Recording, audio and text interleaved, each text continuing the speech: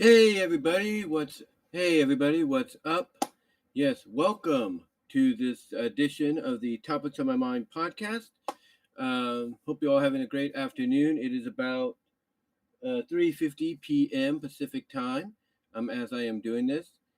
And just to let you guys know, super chats and super stickers are on and are encouraged and would be appreciative. Whatever you could do, $1 to $5 doesn't matter. Be greatly appreciative if you could do that. As well as I have my Venmo on, which is Brian-Walmer-2. You can see that in the description. As well as if you want to help support me on Patreon, I do have a Patreon account where I have a $1 and $3 tier. For $1 tier to help out, $3 tier to help out, as well as to get access to content you can't get anywhere else until maybe later on or something like that. As well as listener support is activated on anchor.fm with, for my podcast, BW Rose's Discussions, which this will be appearing on hopefully soon. And speaking of BW Rose's Discussions, my podcast, which, originated with anchor.fm, and you can listen to on places like Spotify, Apple Podcasts, Google Podcasts, Amazon Music, Stitcher, you name it, except for Pandora. It is now at 300 podcasts. Yes, I just uploaded the 300th edition or 300th podcast the other day. It is basically an audio version of the audio video that I did on the whole Sonic fanfic, Tales deal, basically talking about one of the more funny ones that are out that I've seen out there, which is called Miles and MILFs. Basically, the story around Miles and MILFs, this is the one I talk about there, is where Tails basically does a favor at the behest of some of his friends for certain MILFs that he knows of, and he even admits in the story, bit of spoilers here, he admits in the story that he's a fan of MILFs. He loves MILFs, basically. Now, this is a story that was done by Tails Rules and the Girls Drool over on fanfiction.net, so it's under the M rating. But yeah, basically, it's a story, like I said, where he does these favors, if you catch my drift, for these MILFs of these individuals, like he does a favor for Bernadette, who is the wife of Jules, and these are Sonic's parents from the Archieverse, as well as he does a favor for Cream for her mom, Vanilla. And the favor that Tails does for Vanilla results in more than he bargained for than what he had done on numerous occasions with Bernadette at that time. Now, a third part is supposed to be on its way. We just don't know when that's going to happen. But the next part is going to involve Alicia Acorn, that being Sally's mom. And obviously, it's going to be at the behest of not just Jules, but at the behest of the King. Because, both Jules and the King are right now in predicaments where, storyline-wise, by Tails Rules and the Girls Drool, he basically wrote both the King and Jules. Well, Jules is obviously more of a continuing situation from the Archie comic book, and King Max's situation is very similar as well, identical. But he basically wrote them into those similar situations to where they can't, satisfy their wife's urges, if you know what I mean. Now, I do apologize while this is going on if this kind of, maybe on my end, the screen freezes up or something like that, or feels like it's going slow. Recently, over the past month or so, when I would do some live streams, it would do that. And that was mainly because of the fact that I didn't allow it to update. And to me, that's basically, Windows' way of saying, hey, you want to do these live streams, you want to do all this, let me update. I'm overdue. So, yeah, basically that's what basically anytime you pause, window updates or, Mac updates or, Chrome updates or whatever, apparently you're going to get an issue later on. So you're like, wait a minute, I thought I paused the updates. Why is it acting up? That's your computer's way of saying, as well as the people that, send the updates through the internet and everything. That's their way of saying, hey, let us do these updates. Let us do them. And you end up doing them. And the reason I didn't do mine at first until recently. Until recently, I should say, is due to the fact that I had read on a report, and my phone, one of the one of the main browsers I use there is Google Chrome, the Google Chrome app on my phone. And basically, it had a new. And when you go to Google Chrome, I should say, when you go to the Google homepage, just like here, it gives you a lot of news items, connected to like sites, that talk about things you're interested in and stuff. And one of the news articles I saw was people reporting the more recent update of December kind of screwing them up a little bit, and I didn't want to take that chance. I think it was December or January, one of the two. So I didn't want to take that chance. No, it was December. Yeah, it was December. Said it kind of screwed them up a little bit, so I didn't want to take that chance.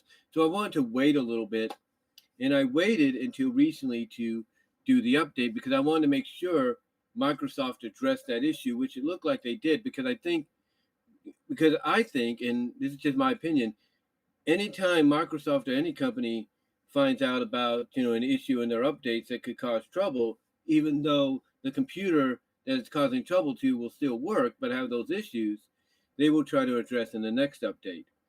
And I think that's the issue right there, is that they constantly put these updates out on a monthly basis, that they don't have time because they have all these other priorities ahead of them. They don't have time to basically look into any bugs or issues that might go along with those updates, so that nobody will have an issue, nobody will have a problem whatsoever. But yeah, I wanted to wait, and that's what I did, and so far everything's turned out good. But it definitely feels like we're heading into the next update, which would be a week from yesterday, will be this Tuesday, because recently this has been loading up a lot. It's been loading, like, when I would try to go to another page, all of a sudden it would take its time, and then it would show this white line on the top saying page not responding, and then after a few moments it would finally revert back to where it would go to that page. It's basically because of the fact that it's, one, doing a virus scan, two, it's doing a virus security update, which is a daily thing it does, as well as it's getting itself ready, if you will. It's getting itself ready for the next update. You could sense that, you could see it. It's getting itself ready for the next update. But yeah, that's why I want to apologize in advance if anything does happen. But anyway, with that said, I wanted to come on here, and of course, this being the topics on my mind, as you see in the thumbnail, I have the topics right here listed off.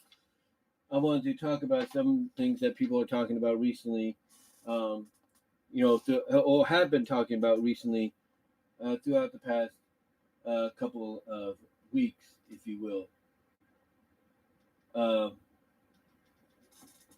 And let me just check something here. Let me just see.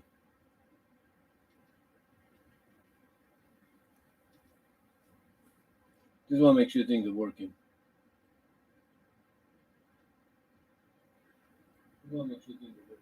Okay, they are. Anyway, like I said, just I have the topics there and everything. But before I get into the topics, one of the things I like to do here lately on my topics on my mind is kind of vlog a little bit about what's been going on over the past week or so. And what's been going on since I started work at Target is, well, I've been enjoying myself. Yeah. I've been enjoying myself over at Target. It's a great place to work at right now. I know a lot of people say that about the new jobs and everything, and that's kind of true in a sense, that you'll say it's a great place to work when you start out, but it feels like it's a great place right off the bat. To me it felt welcoming, if you will, because the difference between my old job at Walmart, and even way more obvious than what I had previously at Dollar Tree, the big difference between the two, if you will, is Target. And I'm not saying this to kiss up or anything, because even as a customer you could see this. they're more organized in what they give you. They are more organized. I mean, yes, they do have to fill out some areas, stock some areas, and all that, but they are more organized than than basically than the average retail discount store, whatever you want to call it. I adjust the camera up a little bit more, but they are more organized than the average, than not average, but the other retail stores out there, retail discount stores out there, because of the fact that you can find things where they are. You can actually find things where they are. Now, is this Target, as I check the camera there a little bit, is this Target basically like a Walmart supercenter? No, it's not like a Walmart supercenter. It does have groceries, yes. It does have freezer sections. It does have, a section for coffee, soda, crackers, chips and all that. It has mostly everything there. It has mostly everything there, except it does not have produce, as far as I've seen, and it does not have a deli or a bakery. If you want to find a deli or a bakery, you got to go to Antioch or Atwater to get that. You got to go to one of those areas to get that, if you know what I mean. But yeah, it doesn't have anything like that. It's just a regular Target center that's expanded into more of having more of everything than it's normally known for. This is a Target center that has been around for, or Target store, I should say, that's been around for almost 15 years, it sounds like. Because some of the people I've met have been with the store, even though they've moved around a little bit, they and worked at other Targets. They've primarily been at this one in Turlock for almost, its beginning, almost since it began, which was, wow, about almost, like I said, 15 years ago from what I could tell. Because some have said they've been there since 13 years. Some have said they've been there since the beginning. So yeah, they have been there for a long time. So they know that store inside and out. Now, what they did inform me and the two other girls that I was in orientation with that day, when I first went in, one of the things they informed me of is the store is going to go under a massive remodeling from within and maybe from without. And the reason I say that is because when you go to the store, or when you go into the store and you're walking around the parking lot, walking into the store, you notice like little markers under there that have the BLDG sign on there, which is short for building. And that to me is kind of a sign of they're going to expand. They're going to remodel even up to the outside. Like they're going to add on to the outside to make it more presentable, if you will, and more spacious for the customers. And I think that's great because not only do you have plans to make it more attractive for your customers, but you're also making it, more attractive for those that may want to work with you. And for someone like me, the thing is, I've been wanting to work at Target for a while. I mean, I even looked at Target as a possible employer back, when I first started looking for work again. But, at that time, which was like 2014,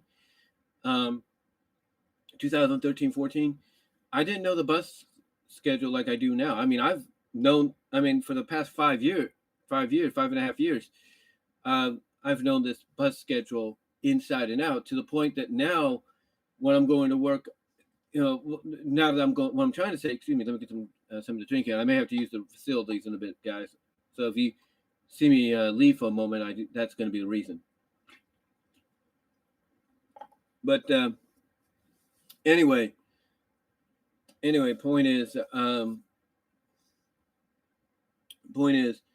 that I've known the bus schedule, for almost 5.5 years now since I've lived here in Newman, and knowing the schedule, the way I do, I've also been able to pick up on the schedule that allows you to go from one bus to the other when it comes to going to Turlock. So for me, going for me, taking the bus that I've been taking on a regular basis when I work at Walmart, it's not a problem. It's not an issue. The only difference is I have to get off one bus and go to another to go to Turlock. Now, sometimes that's not necessarily the case on the way back. That's not necessarily the case on the way back, because sometimes the driver will be the same driver, the bus will be the same bus, but it will just reroute. And, that's usually a good thing, because that way you don't have to get off the bus or anything. You don't have to get off the bus. And I have to talk to the bus people anyway today, too. I have to email them about an issue that occurred yesterday. Because you see, here's what's been going on, and I've talked about this even in the video I did on location at work. START, which was basically the Stanislaus, I think was short for Stanislaus Transit, or Transportation, if you will. The START buses basically used to be their own company, or they used to be a company owned by somebody that let them be themselves. Well, recently they were bought out or partnered up and bought out, I think, or sold, or whatever the case was, to Modesto Area Express, which is basically shortened to MAX. They were basically partnered, sold, bought out by the Modesto Area Express MAX bus system. So basically what that meant is, starting this year, the end of last year and mostly into this year, things had changed, or things were changing, and you could see that.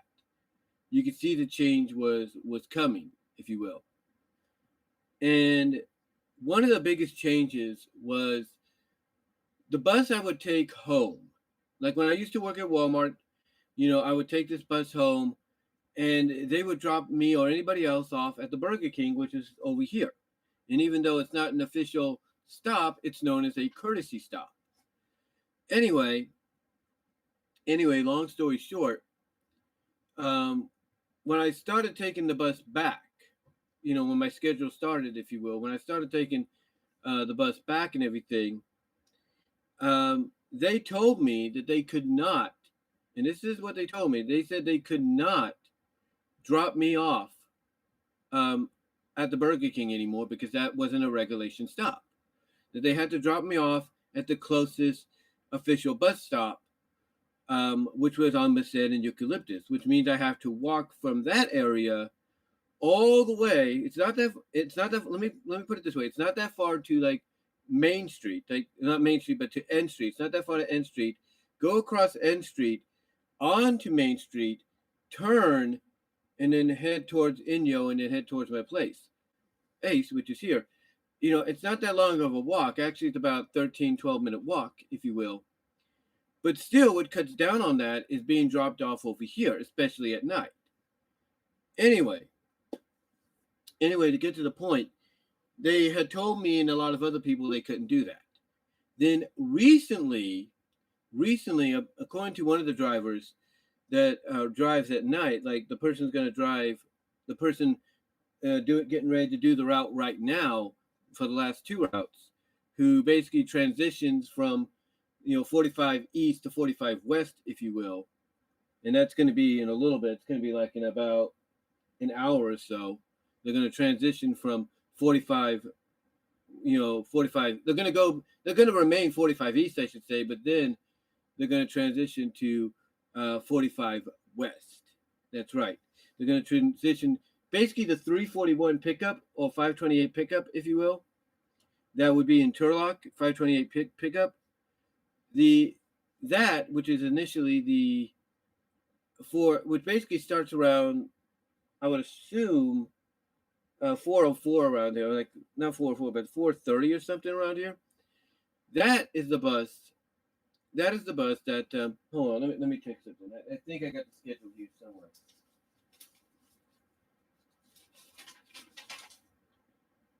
Last Saturday.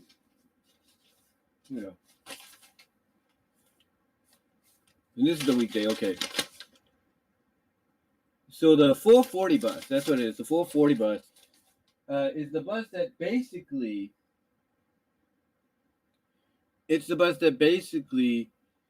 transitions into 45 West as well. Basically, it goes from being 45 East to 45 West, and back to 45 East, and then back to 45 West, or something like that.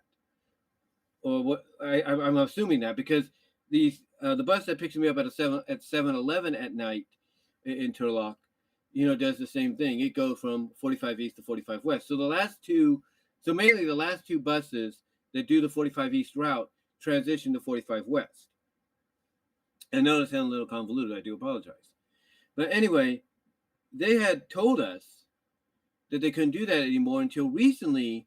The guy that does the routes on this day, I'm assuming on this day, basically said they had talked with with the Max people, the people that are now the bosses, and the bosses are like, yeah, that's not a problem. Those are courtesy stops. That's not a problem. Those are courtesy stops. So I was glad to hear that when I boarded the bus one time last week. They said, oh yeah, we can do that now for you because it's a courtesy stop. Well, last night, one of the newer drivers, obviously the first time doing the route, maybe, I'm not really sure, first of all, the newer driver didn't know what Burger King was. I was thinking, this is Newman. It's right over there. You should know that, right? Well, they didn't know that. And apparently nobody got word to them that you could drop people off at the Burger King there as a courtesy stop. And what was hypocritical about this, if you will, is this driver dropped the guy off across from the Valero, going towards my sister's house in Patterson. The bus stop is right on the other side. He dropped the guy off on this side. You're not supposed to do that. Now, I don't know if he thought, okay, well, the bus stop's right there. That's not a problem. No, you're supposed to drop them off at the bus stop. And the closest bus stop to Valero was the transit stop or the transfer point, at Veterans Park in Patterson. They didn't, but instead they dropped them off right there. And so when I say, hey, can you drop me off at Burger King? And I even try to explain that, they have no problem with it, but the person didn't want to do it. They said it's not a regulation stop. It's not, and I'm like, okay, really? No, I didn't say okay, really to them. I'm just like, really? So what happened is I got dropped off again for the first time in about a week or so at Golden Valley, and I had to power walk my way over to Nob Hill. And the reason I went to Nob Hill instead of going home is because my mom had gone shopping after she had gotten into town to get a few items. And she said basically to meet her there so I could ride with her back home and help her get the groceries out. And when she saw me walking this way instead of like from Burger King, she was like, what happened? And I explained what happened. And she basically advised me, and I'm going to do it later on, let the start people know that this guy or this person basically did not, do what he was asked. Didn't realize that, oh, that's a courtesy stop. But you know what? I don't think I have to be the one that's going to tell him. I don't think I have to be the one that's going to tell him, because you know what's going to happen? You know what's going to happen? I am going to tell him. I am going to email him. But you know what's going to happen? Other people that ask for Burger King as a stop are going to say something. Because there's a couple of people that ride the bus along with me that take Burger King as a stop as well. They're going to say something too. And then that guy's going to probably have to be called in because he's a new person, and he's probably going to get advised, yeah, you know that Burger King stop people are asking for? And he'll probably be like, yeah, that's a courtesy stop. So basically when they ask if they could be dropped off there, you can drop them off there. And hopefully when that happens, he'll realize, oh, okay, now I get it. So yeah, the guy, here's the thing. And I said this before in the other video. Here's the thing. Start is going through this transition now that them partnered up or owned by Max, to where they're not only bringing in new drivers because some of the previous drivers don't like the, restructuring of, things and all that, or the way they approach things, but basically we're getting to a point that, like I said, I've got a feeling Saturdays are going to end up having the weekday schedule again instead of just their own, unique schedule. They're going to have the weekday schedule, instead of the, schedule they have now, which is every 3 hours. Because on the weekends, on the weekdays, I should say, it's every hour and a half to an hour and 40. Well, on the weekdays, it's 3 hours, in between. So I think that's what's going to happen. It's going to change back to that real soon. But the other issue they have, like I said, like I was saying, it's not a lot of drivers like these new changes. So they're hiring in new people or bringing over new people from the Max side of things to do these buses. And why? Because of the fact that some people are quitting, some people are leaving, some people are going to other jobs because they don't want to deal with this. They don't want to deal with this because they can see the changes coming. And some of the new people they got, look, some of them understand exactly what needs to be done. Some of them obviously doesn't look like they've lasted a week or so because either they just don't like the stress, in their opinion, or the constant changing or whatever, or they're letting people ride for free, which you're not supposed to do. Or the fact, and this is just me, or the fact that,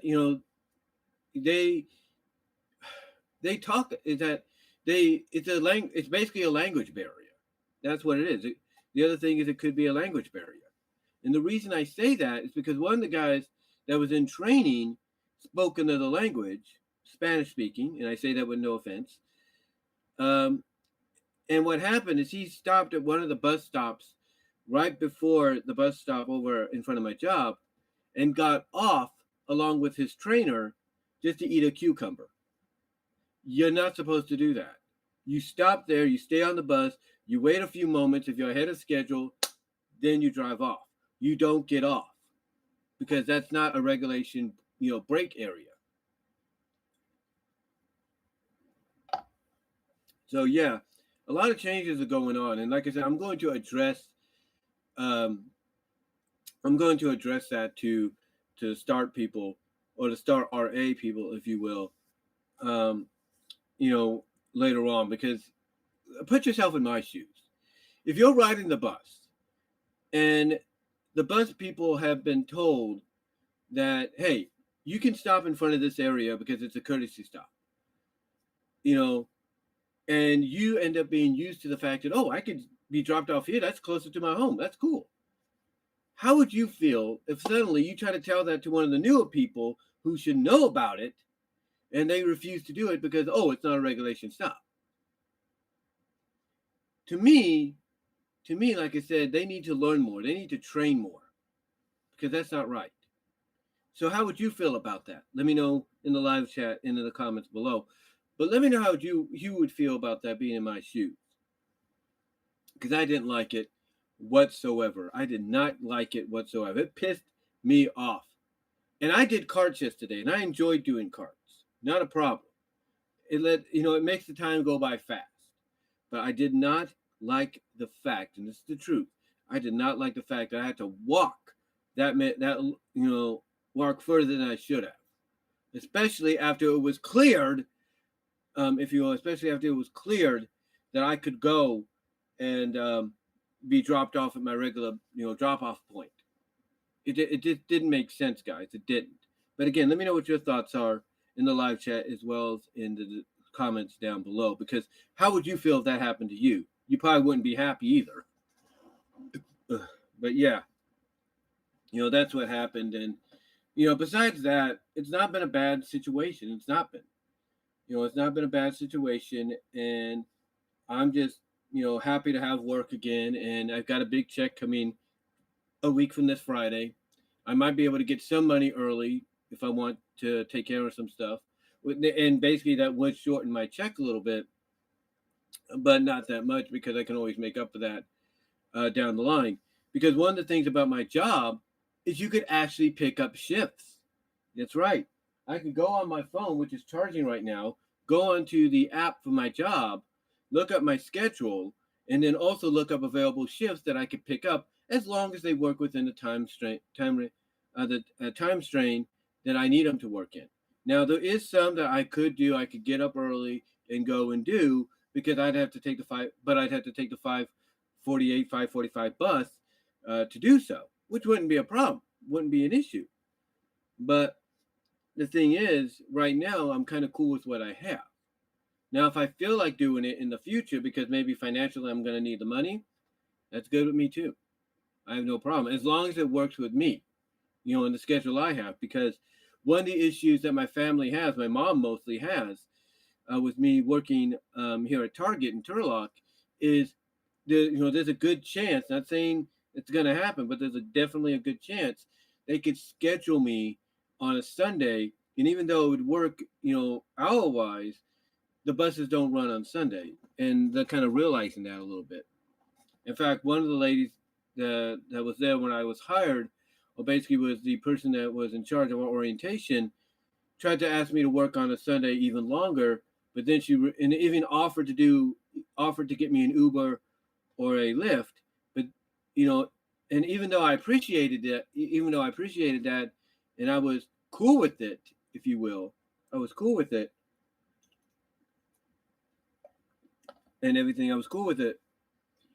I kind of explained to her I couldn't do it, and she was fine with it. And then when she was asking me that, she kind of realized, oh, wait a minute, because she thought about this even before she asked. She's like, ooh, I could ask him, but the buses don't run, so maybe if I offer him this. And like I said, if nothing else was going on, I would have probably took it. But here's the thing about the Ubers and the Lyfts late at night. I'm not saying anything bad about the Uber or Lyft situation entirely. I think it's a good business, for people to be part of and make money off of. But you never know about the kind of Uber drivers or Lyft drivers, and I say this with all due respect, that you might get at certain times of the night, if you know what I mean. That kind of what worries me a little bit about taking an Uber at night, if you catch my drift, because you never Uber or Lyft at night, because you never know what you're going to get, if you know what I mean.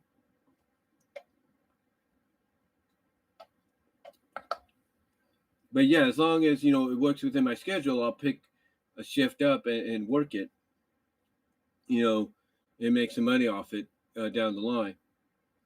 But yeah, so far I'm enjoying my job, and I'm just really happy to be there. I mean, I already got my discount card. I just applied and will be getting what's known as a red card, because the only catch about my job is you can't use your regular debit card. You can't use your regular debit card to get your discount. You have to use either cash or a red card to do it. And for me, I got my discount like 2 times already, because I ended up getting cash, or I ended up having cash on me to get the discounts. But when it comes to like I said, trying to use the bank card, it doesn't work. You got to have you have to have the red card or cash on you to get the discount at your job, from what I understand. So that's one change that kind of hurts. But thankfully with Target, the red card comes in like 2 different options. You can either go credit with it, or you can go debit. In other words, debit meaning you can link your bank account, and you could get 5% off there. And if you're a employee, you can get like 10% along with that 5%, meaning 15% off, which is pretty cool in my opinion. But yeah, besides that, I've enjoyed being there. It's been great, and I've actually got to find out that one of the ladies I go to church with, Joan, she has a granddaughter that works there. And I asked the granddaughter yesterday, hey, Joan, that's the name of the friend at church, is she related to you? And she's like, yeah, she's my grandmother. And I'm like, oh, so you know our pastor? And she's like, oh yeah. And to me, when I saw her, and I'm totally honest with this, when I saw her, I'm like, and I think I even told her this, I was like, no wonder you seemed familiar, because I had seen her before somewhere. And she's like, yeah, maybe. She's like, yeah, I think I may have gone, to the church when I was younger. So she's about my my oldest nephew's age. She's around his age, maybe a bit younger. But yeah, she's nice and sweet, and she lives there obviously in Turtle Rock. Goes to school at Stanislaus at the Cal State of Stanislaus. So that's kind of nice to see and everything, or nice to know. And yeah, at least I kind of know somebody there that's a friend of me and my mom, whose family, I should say, the grandmother is a friend of me and my mom. So it's kind of cool. But yeah, I can pick up schedules, like I said, with the app on my job, as well as even remove not remove, but kind of take off a scheduled day because it may not work with me and everything. Like, let's say if they have me scheduled on Super Bowl Sunday, I have to tell them I can't do that because there's no buses. Now, I don't think I will be, but if there is, I'm going to have to talk to them. And hopefully either they'll work it out to where it's like, okay, we can get you in the day and see what happens there. I'm going to be like, and that's not going to work, obviously, because my mom's a very religious. I've said this before about my mom. She's very religious. She's a prayer warrior. And her mindset, and it's the right mindset and everything, is, church comes first before anything. So there's that. And hopefully they understand that. I think they have, because I was off last Sunday. I'm off this Sunday. Might be off Super Bowl Sunday. I don't know. But we'll see. We shall see what happens. But I look at it this way. If I am off on Super Bowl Sunday, that'll be because, the 49ers didn't get in. Had they gotten in, there's no doubt I probably would have been working. That's the truth. That's the truth. But anyway, though, besides that, I've been having a blast. I've been really enjoying myself. And yeah, I can't say any more than that. Can't say any more.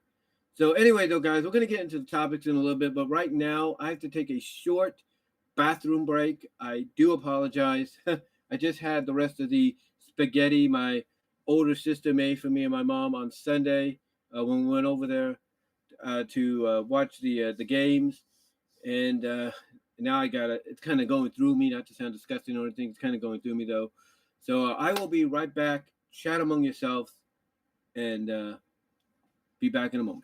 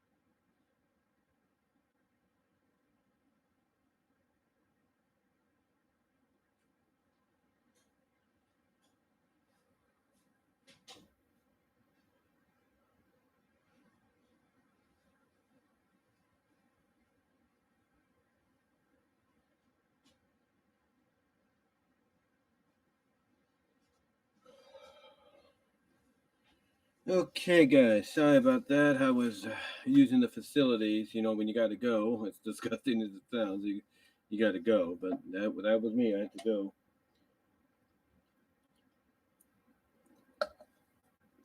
Anyway, now on to the topics. I do apologize for that, but like I said, when you got to go, you got to go. On to the topics, and I'm going to get my glasses on. I have some new ones, but I want to save those mostly for work and everything. So I'll just still use these ones. And the topics are on the thumbnail, as you can probably see them.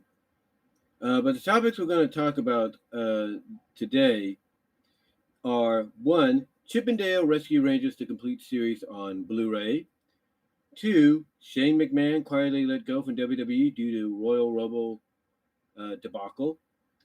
Three, is pre-recorded video set on Premiere the way to go? 4, Netflix removes seasons 5 to 8 of My Little Pony Friendship is Magic.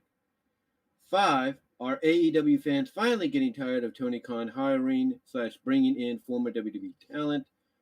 6, BiISHOUJO's Princess Celestia statue delayed till summer of 2022 and crossover coming between G5 and G4. 7, should Disney stop making live-action remakes of the classic animated films?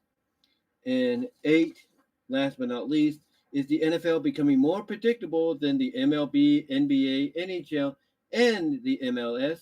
In other words, is the NFL becoming the WWE of pro football / sports? So yeah, those are the topics right there, as you could probably see, that we are going to be talking about here. And let's start off with the first topic, of course, that being Chippendale Rescue Rangers the complete series coming to Blu-ray. And as we speak, the series is actually on Blu-ray right now as a Disney Movie Club exclusive. And then later on this month, from what I understand, they will be releasing it onto, but we'll be releasing it, into retail later this month. And obviously, this is to coincide with the Disney Plus live action movie of the same name, which, from what I understand, is a continuation somewhat of the original series. Basically, it takes place in the future. I don't know how many years, time-wise, and it's one of the selling points for the movie is it's meta, so it's going to be acknowledgeable of what it is and stuff. But yeah, it's based around the same continuity. It takes place years later. So that's all I think we really know. We'll learn more about. We will learn more about it.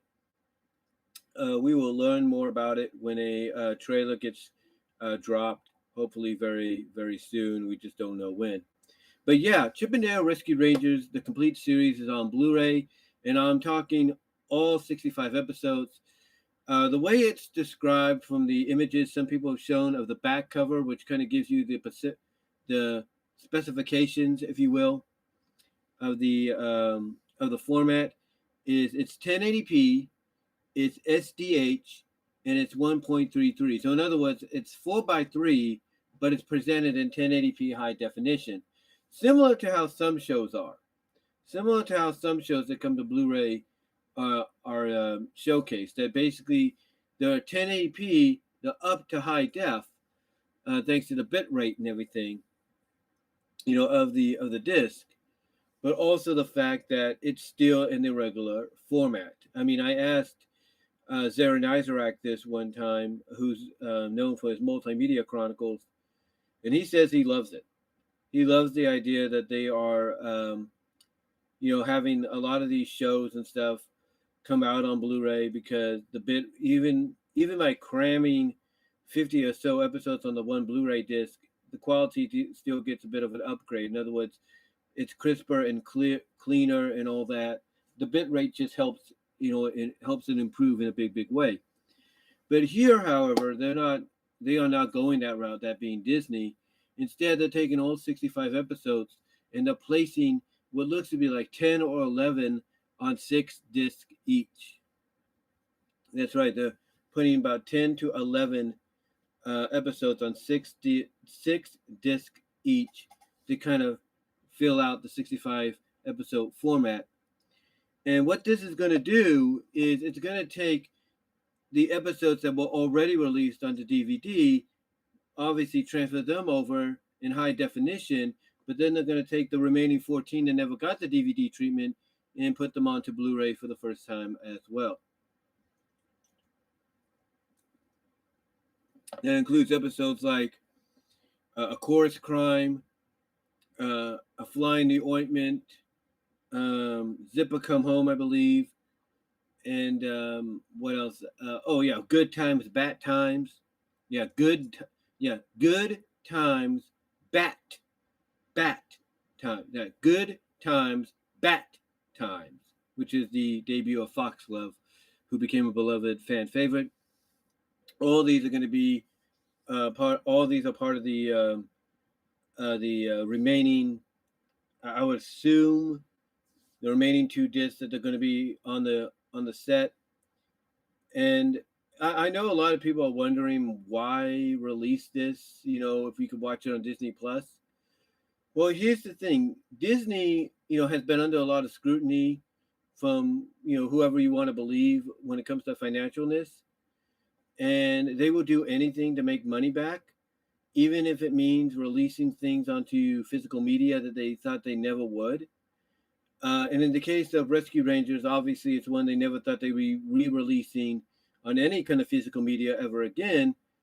But in this case, it makes sense to go the Blu-ray route because it is the direction a lot of people have taken at home to watch a lot of movies and shows and stuff. And a lot of other studios have gone this route. So Disney is dipping their fingers into that hat, into that cookie jar, I should say, themselves, by releasing Rescue Rangers and a few other series on the Blu-ray as well. The other series that's getting the Blu-ray treatment is Tangle, the complete series that includes the newer named titles for it, like Rapunzel's Tangled Adventures or something like that. So that's gotten a release as well. And I think there's rumors of Goof Troop getting it. I think Proud Family, the original series, is going to get it. So a lot of shows that, are very popular in the eyes of the fans are getting the Blu-ray treatment, throughout, I guess, 2022. Rescue Rangers, again, obviously is to coincide with the Disney Plus release of the movie. So that's why it's not only getting a Disney Movie Club exclusive release as of right now, but later on this month, it's going to get a retail release. And obviously, I, for one, cannot wait. Now, here's the thing. I don't have to necessarily go out and get it because somebody has said they're going to get it for me. That somebody being Frank Hill. It's Frank.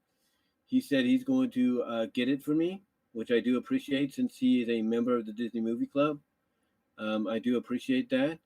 And he's going to, like I said, get the movie, get the set for me, I think along with Tangle. And that'd be great to have in the collection. But like I said, yes, later on it is going to be on retail. And like I said, it also opens the door for other potential shows to get the Blu-ray release as well, along with it, and along with shows like Tangled and Proud Family and Goof Troop, among others that are already being, prepared for, release on Blu-ray. Tangled, of course, has already been released on Blu-ray alongside Rescue Rangers. And obviously, Proud Family and Goof Troop are next on the list, and possibly more to come later on. Now, is this something, obviously, that Disney should have done a long time ago? Absolutely. I mean, even Warner Brothers beat them to the punch when it came to releasing a lot of their licensed shows or shows that they own and everything on Blu-ray. I mean, Scooby-Doo they've released on Blu-ray. They've even gone, basically the movies on demand route with some of the Blu-ray releases like Josie and Josie and the Pussycats. I think Hong Kong's getting it. Yogi Bear show, the original 60s show is going to get it, and I think maybe even the 80s show is going to get it. Let's see. I think Magilla Gorilla is getting it. The Jetsons have gotten it. A lot of the shows, a lot of the classic shows from the 60s, 70s, in the 80s are going to be getting it, obviously through Warner Brothers Movies on Demand section, and maybe even some retail releases as well. But yeah, Warner Brothers beat Disney to it before. Discotek Media, of course, has beaten them to the punch as well. In fact, beat both giants of the industry to the punch by, releasing things like Samurai Pizza Cats and, Sonic X and a few others. And, of course, they're releasing Adventures of Sonic later this month to coincide with the release of the movie that comes out next month, I believe, or in 2 months it comes out. So that's good. That's cool on them, with the rumor, if not confirmation, that they'll be doing more Sonic stuff in the future as far as Blu-ray releases are concerned, which I'm sure a lot of people are happy to see or happy to hear about.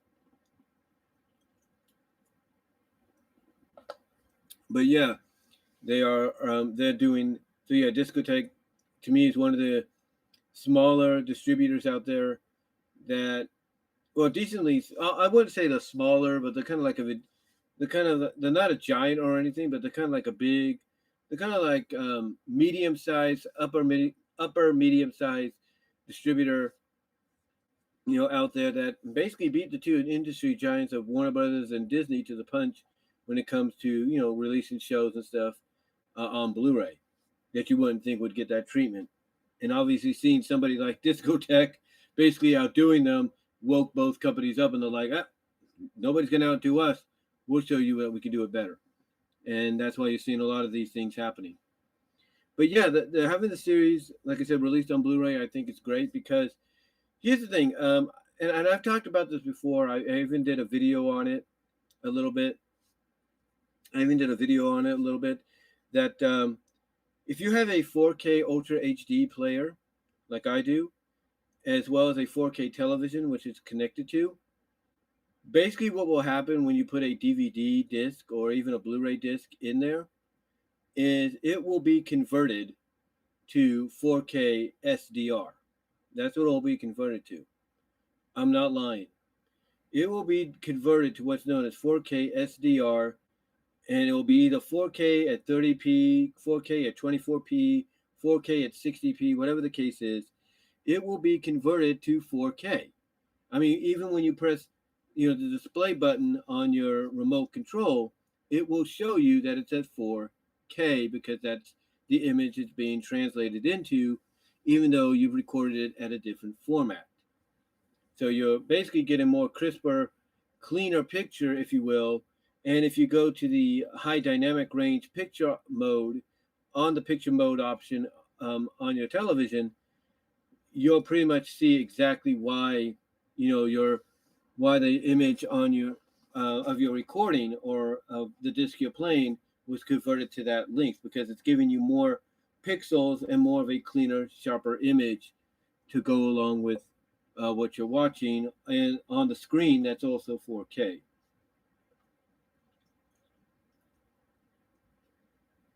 So yeah, that's basically what it. So basically, that's what it does. And for me, when I would watch Rescue Rangers through the DVDs that I have, I'd get that image. I'd get that smoothness, if you will. I'd get that, upgrade in imagery, because basically the technology that's in the 4K Ultra Blu-ray player is upping, the bit rate of the disc to match that of 4K, even if it's at SDR, if you know what I mean.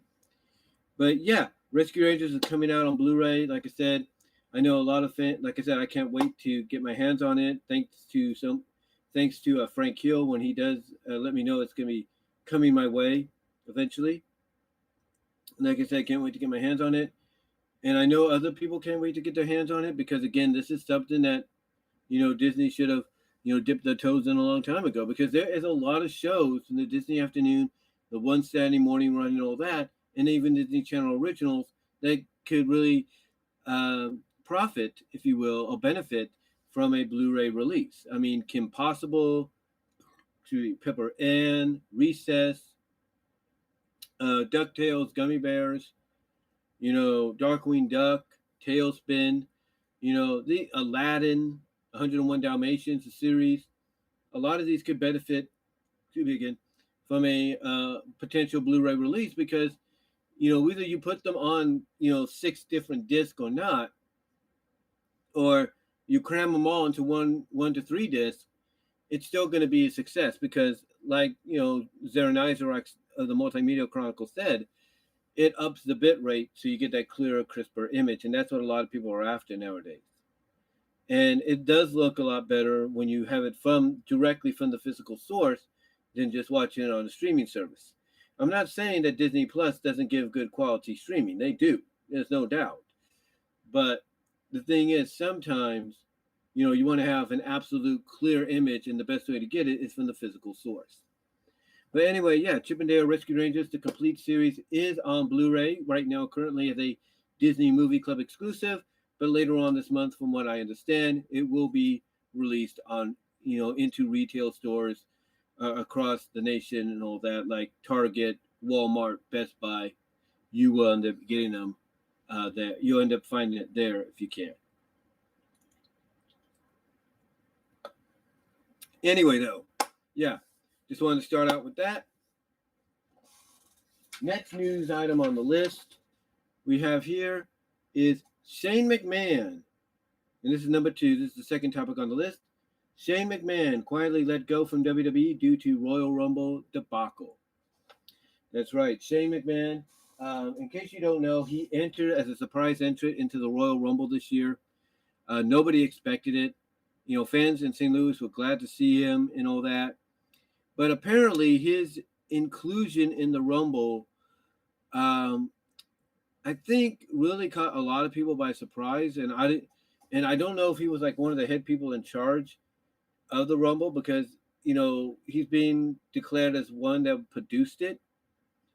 But yeah, due to the debacle that was the men's Royal Rumble, and Shane being involved in the match and maybe even involved on how it went down behind the scenes, because apparently there was a lot of, I wouldn't say chaos, but a lot of, smammering, if you will, backstage after the show was over. And Shane obviously got a lot of heat for including himself into the match, obviously when nobody was aware of it. I mean, usually a lot of the men and women in the respective Royal Rumble matches are aware of who's going to be coming in. They pretty much know, okay, this person's going to be there, this person's going to be there, and this is when they're coming out, this is when they're coming out. And here's the thing. Nobody knew that Shane obviously was coming out. Nobody knew it, apparently. And it threw a lot of people off. I mean, I'm sure let me correct myself there. I'm sure they probably knew, but only a select few did, not everybody. And it threw a lot of people off.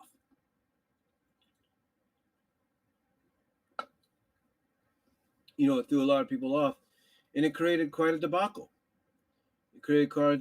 And I don't know if maybe Shane being part of the producing team and being the one that said, hey, we've got to put Brock in there because he's going to lose his title to Lashley, so we'll put him in there to win the Rumble and get his shot against Roman. I don't know if maybe it was his idea and it caused a lot of backlash. I don't know. I don't know. If that was if that's the reasoning. I haven't read much. I'm sure, people like Just Alex and JD are going to talk more about it tonight. But yeah, Shane McMahon was quietly let go by WWE, because of the Royal Rumble debacle, mainly for the men's Royal Rumble match. So the question is, what's going to happen next? Well, a lot of people are reporting that AEW is reaching out to Shane, that Shane's going to go all elite and everything. And if he does, that would really, shift things in AEW's direction, because Tony Khan has done the impossible. He signed a McMahon. That could happen.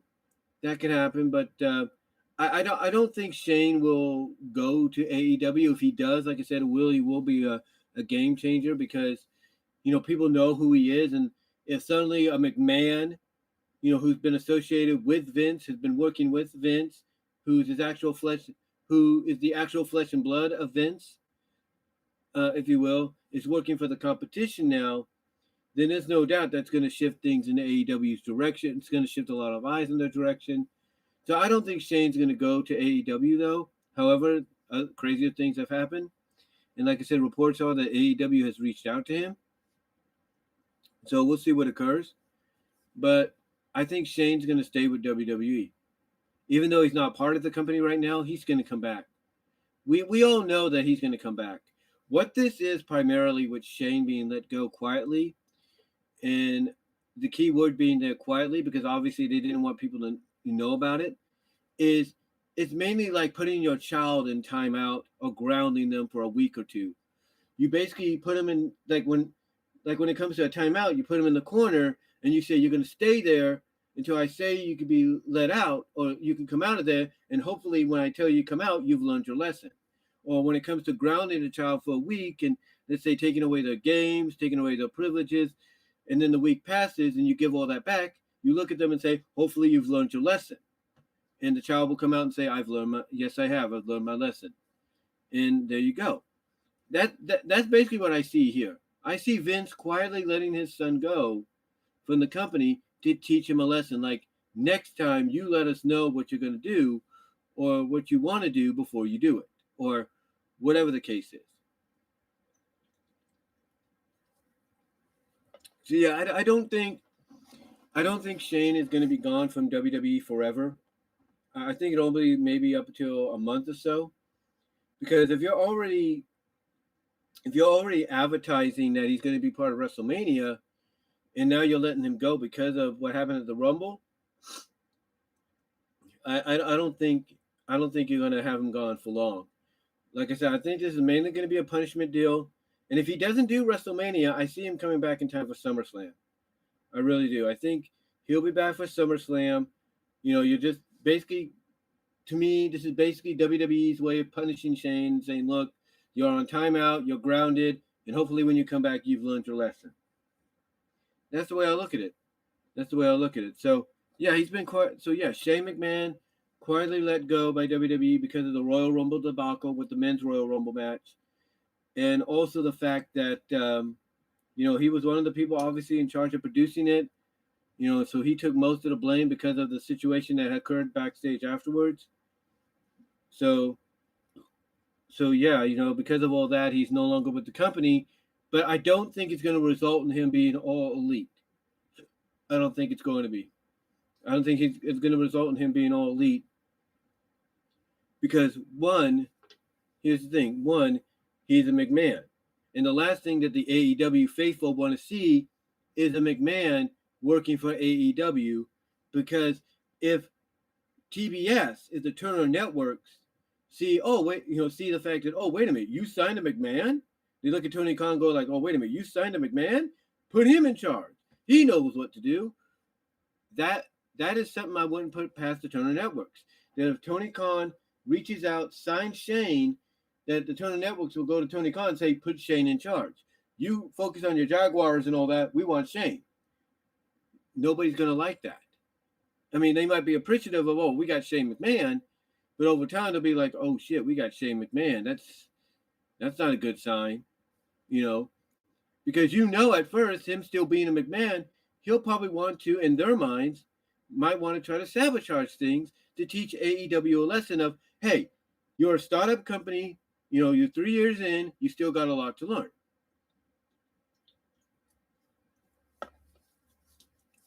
So it will be a mixed reaction if Shane was to go all elite, which is why I don't think he will. Because here's the thing. Shane doesn't necessarily need to go all elite because he doesn't need the money. He has plenty. He has his own, ventures that he's part of and all that. His own investments that, he's working with, his own different companies, he's partnered with and all that outside of wrestling, outside of WWE. So he doesn't have to go to AEW, to continue being in wrestling. He could just walk away like he did before and, just leave it be until the time is right to come back. And again, I think that time, if it's not WrestleMania, it will be around SummerSlam, because to me, all this, all this situation is of quietly letting him go. It's just a temporary solution of saying, yeah, Shane, you're on timeout. Shane, you're grounded. And that's it. So, yeah, I don't think Shane's going to be gone forever, and I don't think he's going to go all elite. And the only reason people say he's going to go all elite is one, again, it would be, history in the making of Tony Khan signing McMahon, a very well-known, prevalent McMahon that just was recently on a big WWF pay-per-view or WWE pay-per-view. As well as in their minds, it would swing momentum in the, to the side of AEW. And a lot of the AEW faithful would be like, oh, if we get Shane McMahon, that'll finally knock off WWE, and we'll just have AEW. I'm not saying that's totally the mindset, but that's kind of like the, brain. That's kind of like the thinking mind wave, if you will, that they're on. But I don't think that's going to happen or anything. So yeah, I don't see Shane going to AEW, because like I said, he doesn't need to. Really, because he has enough money on him right now. He doesn't need to do that, and I think he will. And obviously, he's too loyal to his family. He's too loyal to his family to do so. So I don't think he'll do it. I don't think he will. But yeah, he has been quietly let go due to what happened with the men's Royal Rumble match, the debacle there, and we'll see what happens from here on in. Again, I think this is mainly like WWE's equivalent of putting him in timeout, grounding him, and then when they feel like the timeout and the groundmanship has been served, and that hopefully he's has been served, they'll pull him out, look at him, and ask him if he's learned his lesson, and hopefully he has in their eyes. So yeah, I don't think he's going to be gone for long. I think if not Mania, he'll be back in time for SummerSlam. That's just my opinion. It's just my opinion, guys. But anyway, we're going to go on to our third topic, and I do apologize that the phone rings in a moment. My mom is working. She just got off now, got out of the training. She went to work today, and basically, long story short, she said she had a training after work, so it would go to 5. So she'll probably be calling in a little bit, so I do apologize if I have to get up and answer the phone and talk to her. Because she's going to be letting me know she's going to be heading home. But she might also talk to me about what's been going on there today, stuff like that, because, I love my mom, but, she loves to talk. She's kind of like my second oldest sister. She loves to talk. So I think I know where my second oldest sister gets it from. But anyway, though, yeah, she's going to probably be calling in a little bit. So I do apologize if I have to get up and answer the phone and, talk to her. But anyway, let's move on to the third topic here. The third topic being, is pre-recorded videos set on Premiere the way to go? Now, I did a live stream about this yesterday, basically asking, is pre-recorded videos set on Premiere the way to go? Now, I talked about this briefly yesterday for about 12 or so minutes on a live stream that I did while I was waiting for the bus in Turlock after work.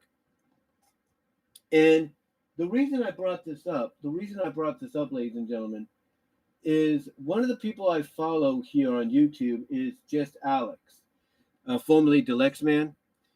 And recently, he had a copyright strike handed to him by WWE. The reason for this was because he did a reaction to the Women's Royal Rumble. And the moment he finished the reaction, and I'm guessing the moment he did the men's reaction, one of the two, he ended up getting a strike. He ended up getting a strike on his on the video. It got blocked, and he ended up getting a strike as a result on his channel.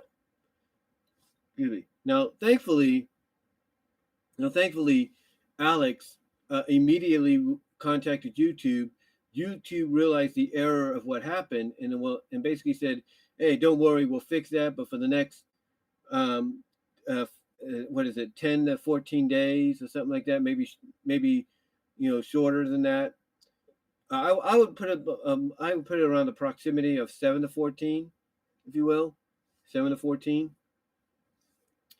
But yeah, YouTube said, hey, we hear you, Alex. It's our bad. We shouldn't have let this happen. We're going to fix it, but you're going to have to wait 7 to 14 days to maybe shorter than that to, get back, your live stream, privileges and stuff like that, as well as allow these videos to be showcased. And what Alex had to do as a result, and I mentioned this yesterday in the live stream when I talked about it while I was waiting for my bus, what Alex had to do as a result was do his regular reviews, but he had to get on camera like when I am right now, and with the mic that I have right now with me, and he had to record it. That's right. He had to actually record his live he actually had to record his review instead of live streaming it. You know, he has a lot of stuff. Obviously, I don't know what software or studio he uses, but he had everything set up, you know, to record to live stream. But because of the strike he got, and thankfully it's getting taken away, you know, instead he had to record the review and everything, which meant, yeah, you could still send in super chats, you still send in discussions and all that and everything, you know, chat with him or others, if you will. It's just that the difference, like me right now, you could send me a super chat or a super sticker, you know, depending on how much you can afford, and I'd be able to see it, and I'd be able to say thank you to you guys for doing that. Alex, you know, he can't do that right now. He could have the live chat on there and everything, you know, where people can donate and stuff. He just can't see it and be like, oh, thank you for that. Thank you for the super chat. Or he can't have something going off telling him, you know, playing a song going like, do, do, do, do, do. Or something telling him, donation, $100 or whatever. And his reaction being like, you know, live and instant, like, whoa, what was that? Like, whoa, man. Or like, oh my God, did you see how much that person donated? You know, it's, you know, he can't do that right now because of the fact that the live stream has been taken away from him because of what WWE did. So instead, he had to pre-record he had to record his review, set it up for Premiere to sort of serve like a live stream, you know, but it wasn't technically live. It was just a premiere to where people could interact with him if he was in the live chat at that time, and that was it. You know, it's like I used in an example yesterday. When something has a broadcast premiere or a cable network premiere, and they add a little special feature next to that premiere, like an interaction, you know, online that people could do while the premiere is happening, you know, but then they can't do it later on when that movie or show that's premiered, you know, gets replayed. That's kind of the situation that Alex found himself in now. The fact that he can interact with you through the live chat and everything, it's just that he couldn't on camera be instantly shocked or surprised by the donations he'd be getting and acknowledging them because of the fact that that live stream feature was taken away from him due to WWE issuing him a copyright strike for something that was in fair use. And like I said, you know, Alex explained the fact that not WWE, but YouTube saw the error of the situation, told them we're going to fix it, we're taking it off, and you'll get everything back within the next 7 to 14 days at most. 7 being the earliest, 14 being, you know, at the latest, and 10 being like at the exact time frame in the middle, if you will. But yeah, like I mentioned in the live stream that I did yesterday when I was waiting for my bus, it did prompt a question to pop in my mind. And that is premieres the way to go here on YouTube? And the way I say that, and the reason I said that, as I mentioned yesterday, is premieres the way to go here on YouTube when it comes to movie reviews, reaction videos, you know, stuff like that. You know, movie, like game reviews, movie reviews, wrestling reviews, MMA reviews, you know, reactions to trailers, you know, to things like the Rumble, stuff like that. You know, is premiere here on YouTube the best way to go for that? So, you know, so that way, if you have any copyright issue, you can fix it before you put it on there. Like you can unlist your video or put it on private before you upload it. See if there's any copyright situation, if you will, mostly on unlist, I should say. See if there's any copyright situation. And if there is, you could go back to that video, fix it, edit it, then put it on unlist, see if there's any more copyright. And if there isn't, then set it to premiere and then have it showcased later on. Kind of similar to what Linkara did with The Killing Joke. Linkara had to upload The Killing Joke not once but 3 times, his review of it, that is, because of copyright. And the third time, everything was okay. So the question obviously is, is the premiere option here on YouTube the best option for people like Alex to go when it comes to doing reviews of, wrestling shows, when it comes to doing reactions to Royal Rumbles or Money in the Banks or whatever? Do you think that's the best option to go? To me, honestly, I do.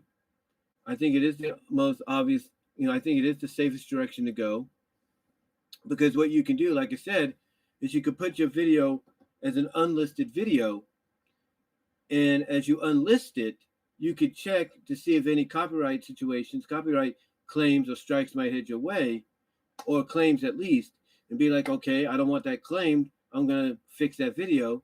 And then when you fix it, you put it onto YouTube again as an unlisted video. And then when it seems like nothing else is going to happen, that's when you can premiere it. And you could still get live chats and everything, you just can't interact. But by going this route, it makes it a lot easier and safer, for people like it just Alex, to get the content out there, without, dealing with any kind of copyright issues. So yeah, in my opinion, I definitely think Premiere is the best way to go here on YouTube when it comes to movie reviewers, movie reactors, wrestling reviewers, wrestling reactions, and all that. I think it's the best direction to go. I think it's definitely the best direction to go, because if you really want to deal with copyright issues, strikes, and claims, that's your choice. But to me, going the pre-recorded route and uploading the video as an unlisted video, making sure there's no copyright claim, and if there is, fixing the video so that it doesn't have that claim, to me, that's the best direction to go. That is the best direction to go in. And like I was trying to say, if you choose not to do that, that's your decision. More power to you if you can find a way to fight it and succeed in getting the strike or the claim removed. More power to you. But to me, I think it is probably the best solution to go with, in my opinion, that being the premiere option here on YouTube. That way it's less of a headache to go through, because you'll still have the video on file on your computer or your laptop, see what the issue is by timing it and be like, okay, that's the copyright issue, not a problem, boom, done. Take it out and you should be okay, or at least adjust it, to the point that hopefully when you re-upload, you'll be okay.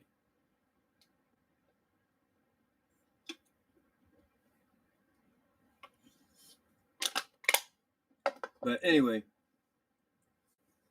though, yeah, I think honestly, premieres are definitely the way to go. There is no doubt about that in my mind. I feel that they're a safer bet. That's what I was trying to say earlier before I almost lost track there, if you will. I'm trying to think about what I'm going to say. We're doing a live stream, and thinking about what you're going to say at the top of your mind kind of is a little, a little harder than it looks, but, to the point that you almost lose track, but you don't. But like I said, I think it is the safer direction to go. I really do. I think it's the safer direction to go, because that way, like I said, you can upload it, unlist it, and as you're waiting for any claim to come in, and one does, you could take the video down, time it to see what a claim is, or what, time, or go to the time that they said the claim takes place in, and go from there, in my opinion. So, yeah, I do think, premieres are the best way to go, when it comes to, here on YouTube, when it comes to reactions and reviews. I really do. But if you still feel like doing a live reaction or review, that's fine. That's more power to you. You just got to make sure when you do it, it's done in a way to where you don't get in any trouble. Excuse me. One person that lives in the same city as, I think he lives in the same area or something like Alex does, Chris Moore, Rowdy C of TV Trash. When he does a live reaction, what he does is he basically takes a set of headphones here. He takes a set of headphones, puts it over his ears, and uses that to listen to the audio, and then he'll give his reaction on camera. Like, you won't hear what he's watching, but you'll see his reaction, and that's probably the safest route to go, if you want to still do like live reactions. And him doing it that way, he's ensuring that he doesn't get no copyright strike whatsoever. He's not taking a chance in doing it. But yeah, I definitely think that premieres are most definitely the way to go. They are definitely the most, positive direction to go in to avoid any copyright issues down the line. So yeah, I definitely think premieres are the best way to go. And again, the reason I bring this up is because of the fact of what's going on with Alex. And, usually a lot of people that follow him and subscribe to him here on YouTube are used to his live reactions, his live streams. Unfortunately, that's not going to be a deal for the next week or so. And, him having to pre-record it and put it on Premiere, like I said, it's sort of like a live stream, but it's not, because of the fact that, like I said, he's not reacting to people donating. He's not reading off comments and everything and interacting with the people, with the viewers at the time than he normally does.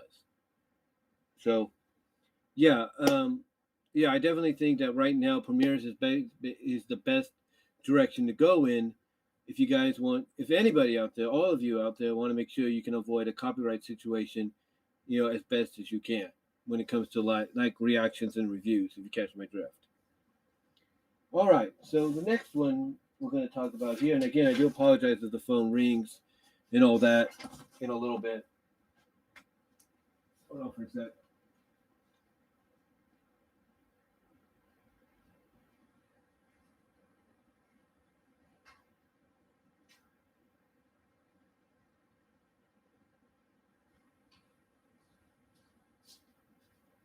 Got to stretch a little bit. Also, got to get some light in here. It's getting dark around here. The sun's going down. All right. So next up, number 4, Netflix removes seasons 5 to 8 of My Little Pony: Friendship is Magic. All right. So there was word going around that at the end of last year, going into this year, that Netflix was potentially on the verge of removing the entire seasons 1 to 8 of My Little Pony: Friendship is Magic. And fortunately, they didn't do that at first. But then recently, there was a word going around that maybe some of it would go away. Well, the sum that went away was seasons 5 to 8. Now, there is the possibility that could show up on Hulu to coincide with season 9, and that you have like the second half of the show on Hulu, while the first half is like on Netflix. So you have two different options. But then again, seasons 5 to 8 could show back up on Netflix, because we've been here before. The show basically had been here before, to the point that where it's like sporadic episodes from different seasons remained on there, and then the entire show came back and stuff. At least seasons 1 to 8 came back. So we've been there before. We've been in this situation before, to where basically Netflix has done a similar thing in the past, but they've kind of fixed it. They've kind of adjusted it, if you will. So I don't know if the same thing's going on here or not. We'll have to see. Again, my best thought process as to what could happen to those seasons is either they'll come back to Netflix or they're going to go to Hulu. Because like I said, you have season 9 there, so it only makes sense to try to get the rest of the seasons there. And if they do that, more power to them. And at least you'll have 2 areas to watch Pony in, if you know what I mean. But for people like myself, yeah, it is kind of disappointing that you won't have an instant access to watch the episodes. But if you have the episodes on DVD, like if you have the complete series or the complete seasons 1 through 7 on official DVD, or you've recorded the episodes like I have of seasons 8 and 9, then you should be good. You shouldn't have to worry about anything. And then here on YouTube, there's a bunch of channels, believe it or not, that have the episodes. And all they have to worry about is copyright claim, and that's it. No strikes whatsoever. they have the episodes on there. You can, if you can find them, there you go. There's also places like Yay Ponies, according to some people. There's, of course, if you want to buy the seasons, you can buy them too on Amazon and iTunes and all that. So there's those options if you can afford to do that. So there's other ways of getting the episodes. There's no doubt about it. In fact, I bought an episode of Friendship is Magic about a year or two ago off Amazon. So if you still want to get your, you still want to get your MLP, MLP FIM streaming kicks, if you will, you could do it that way too. So yeah. So yeah, basically, Netflix is Netflix obviously is working on a situation right now. Now, Gadget the Mouse, and welcome to the live chat, Gadget the Mouse. Thank you for joining us. She just informed me that seasons 2 to 5 have gone from the Netflix in the UK. Now, that's the other issue too with Netflix is they have a lot of regional.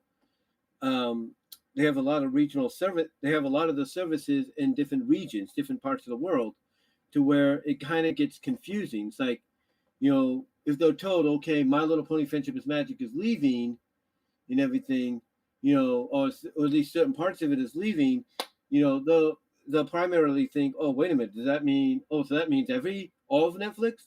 And they won't understand, like, oh, no. That just means this region. You know what I'm saying? No, that just mean that region. And instead of kind of like cluing it in, they'll be like, oh, so you mean everything? I think that's where Netflix has to kind of work on the situation there. They have to clear that issue up.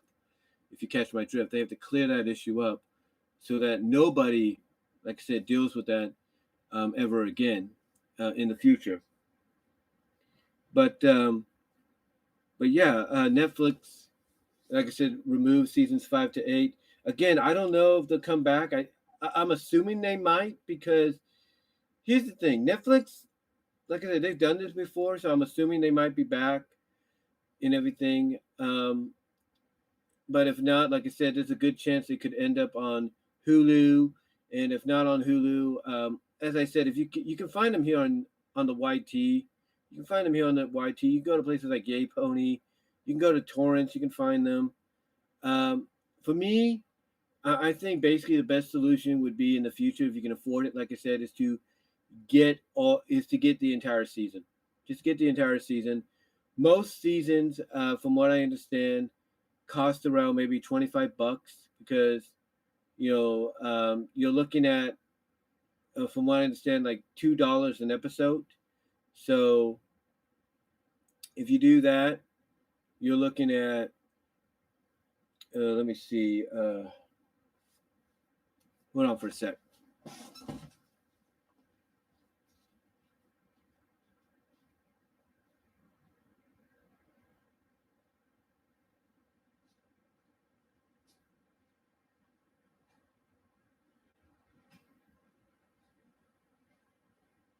Hold on for a sec. Let me check this out here. 2 times 26.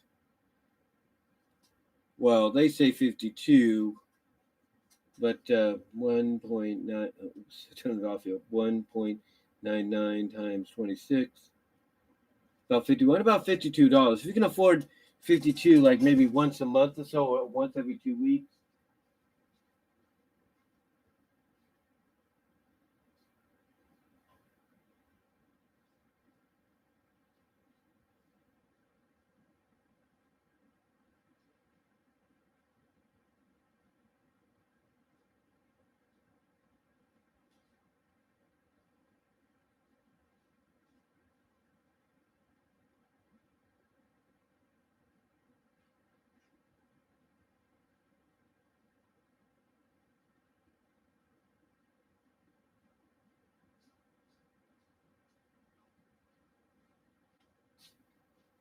Sorry about that. I have to shut some drapes because, like I said, it's getting a little dark around here.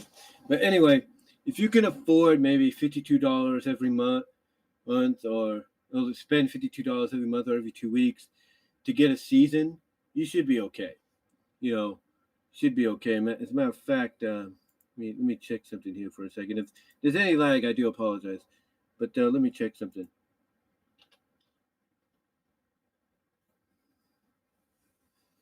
Let me check something here, guys. Hold on. Like I said, I do apologize if there's any lag or something.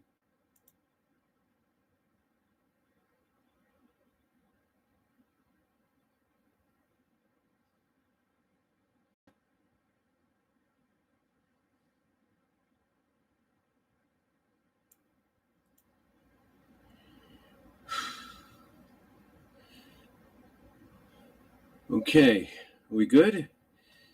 All right, sorry about that, guys. I don't know what happened. I go to check Amazon to see the prices for the seasons, for the whole seasons that you can buy as a whole without worrying. So you have other options to watch the episodes via streaming. And I come back to the main area here, and my entire camera decides to lock up, or something happened. I don't know. It's like my camera froze. It's like I tried. It's like basically when I tried to redo this with this camera here, it would only register the HD True Vision on my computer. I'm thinking, what's going on here, you know? And my assumption is because I was hearing something there, like a little bit of loading, and then I think that's when it hit me. They were doing a load. They were uploading something or doing something. Because I even checked the virus situation as well, and apparently they did the virus update like at 136 today, so I don't know what was going on unless they were in the process of doing another virus scan or something. So I do apologize for that. Now, in case you're wondering, no, I'm not going to edit this together as one whole video. It'll be probably way too long. But if I decide to do that, I will. But I'm going to give it time to basically load up. In other words, let the stream do what it's got to do. But yeah, I don't know what happened. That was a freak show kind of deal. So until then, I'm probably going to put it in a playlist. And then over time, like I said, I'm probably going to edit it together. Maybe tomorrow after work, I'm not really sure. Or maybe even Friday, I might edit it together early. Because I got to get up early. So what I'll probably do one of those days, maybe even Saturday. Again, I'm not making any promises. I'll probably download the videos and then convert and then edit them together as one whole video, so you guys can check that out. But consider this a part 2 for right now, and also kind of, if you want to watch both, as all together, I will put them in a playlist. But again, I do apologize for that. But like I was trying to say in that second part, in that first part, before it locked up, basically Netflix has removed seasons 5 to 8, according to Gadget the Mouse, who was in the live chat at that time. I do apologize, Gadget the Mouse, for that happening. Basically, when you go to someone like Amazon, just in case, let's say seasons 5 and 8 don't go back on the Netflix, or they don't show up on Hulu, which I'm guessing is probably the next destination they'll end up at. You can go to a place like, let's say, Amazon, and you can get the whole seasons for like between $13.99, $14.99. The cheapest is the third season, which is the shortest one, at $9.99, and then the rest for like $19.99, $17.99. Basically between, I would say, $10 to $20, depending on which season you want. And for someone like me, I look at the fact that maybe that's not a bad deal for someone like me. That way, I can have all the seasons, right there on Amazon, and I can watch them whenever I want with no issue whatsoever. But yeah, I do apologize for that issue though, when I was trying to look those up. But yeah, basically between 10 to 15, 10, 15, basically between 10 and $20 on Amazon through the Prime Video, you can buy the complete series, if you will. Now, how much that comes up to, basically, it comes up to a lot. I will say that. I could see something like, let's say 14, 15, that's like 29, and then 7 is 36. That's what. So you basically be doing like, well, not 7, but 8, if you will. That'd be about like 37. So you got $37 there, and then for season 4, I'm assuming that's about another 12 maybe. For season 4, so you're looking at probably 52. you're probably looking at like $52 there at least, and then like with season 5, I think that's when they go up a little bit more. You're looking at maybe about 66, and then it'll get into the hundreds basically. That's what I'm telling you. It'll probably get into the hundreds. And welcome Zach G to the live chat. Thank you for joining me. And that's a nice theory about disparity, and maybe I'll talk about that later on. Actually, Zach G, if I can't get to it, check out Dr. Wolf, send it to him, and check out Sawtooth Wave, send it to him, and you'll probably get better theory videos out of that. But that's a good theory, though, that you have maybe on a descendant of Rarity and Spike if they got together or something like that. Maybe not a son, but I would say maybe a great-great-grandson, depending on how far in the future G5 is. But yeah, like I was saying, getting back on track here, seasons 5 to 8 were taken off Netflix. Again, this could be just a temporary deal because, as I was explaining to Gadget Mouse, because she told me in the UK where she's at, basically seasons 2 to 5, and hello, Alina03, thank you for joining me as well. But she said through seasons, she said that seasons 2 to 5 were taken off in the UK and everything. And everything.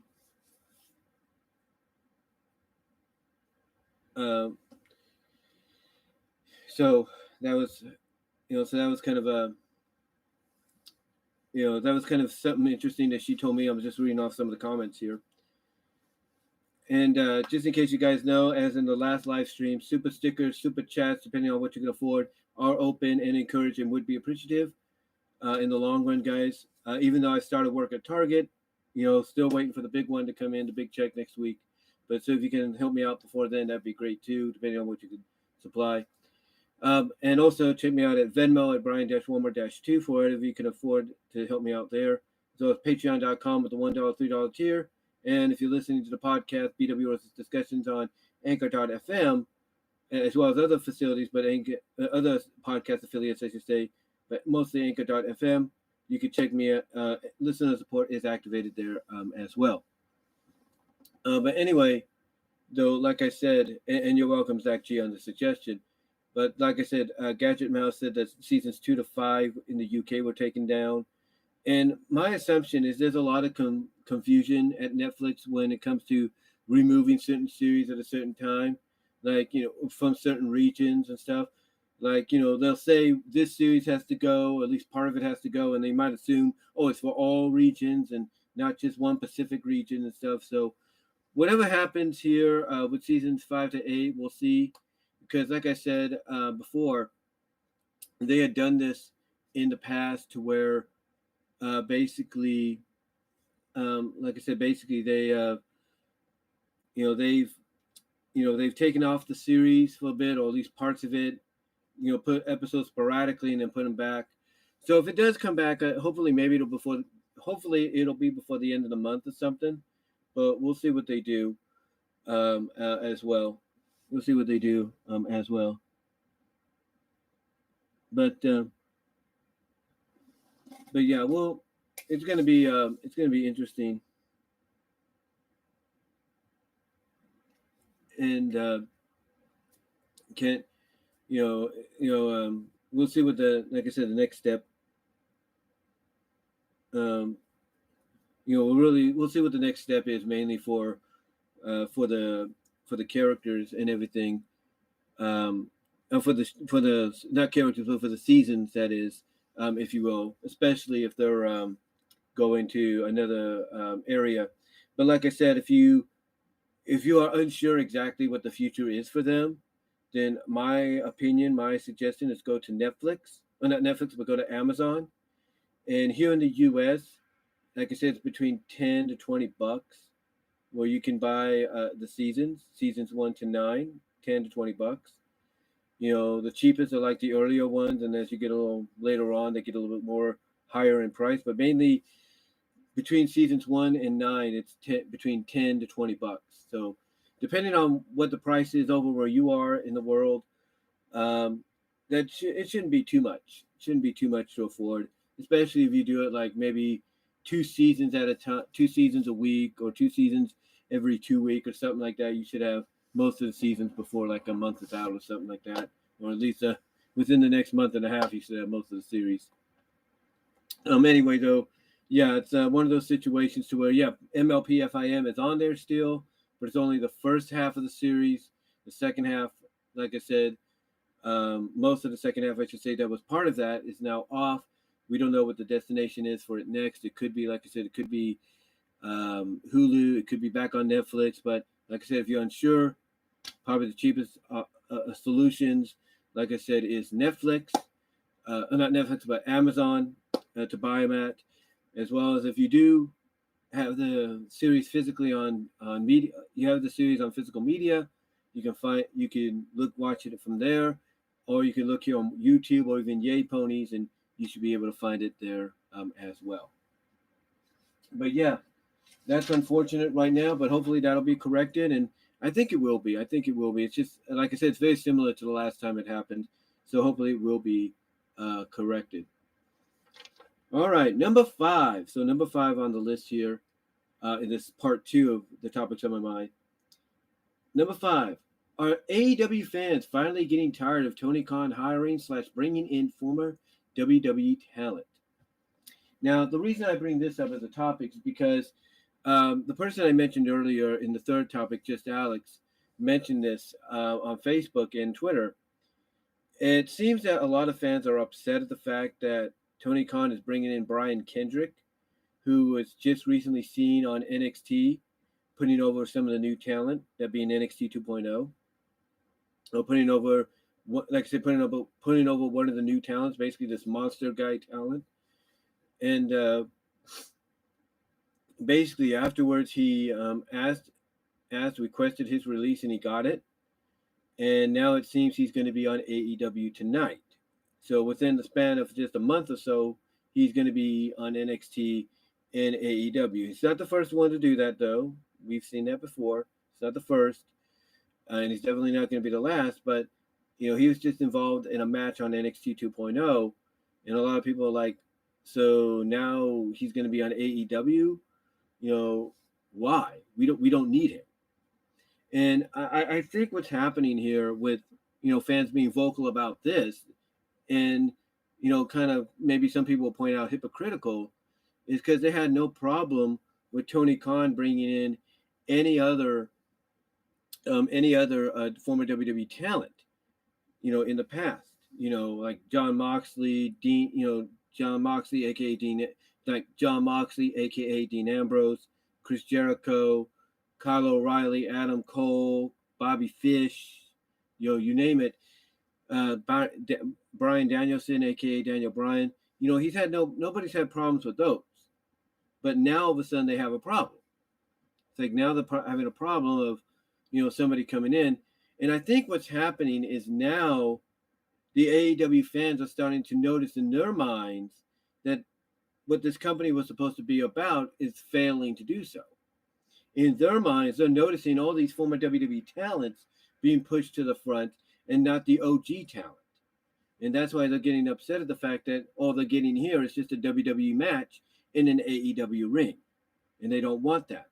They want AEW. They want it to be about their talent, their homegrown talent, the men and women that wouldn't get a chance elsewhere, like WWE. They want it to be about them. And I think by them speaking out a little bit and getting upset at the fact that Brian Kendrick, just a few weeks removed from his appearance on NXT, and the angle he did there, showing up here in AEW to wrestle John Moxley tonight, maybe even as we speak, because it's about 5:56 in the evening.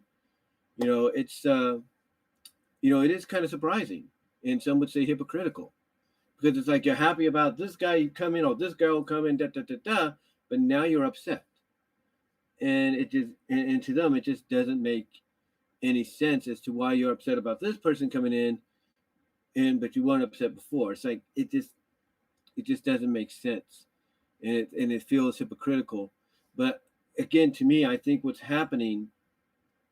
really happening in all that is basically what's happening is, like I said, the AEW faithful are opening their eyes, if you will, and realizing in their opinions, from their point of view, that their company is not the company anymore. That it's basically now going into the hands of the former talent of WWE, and they're tired of it. They're just sick of it. So my opinion is, in my opinion, I think that's what's happening.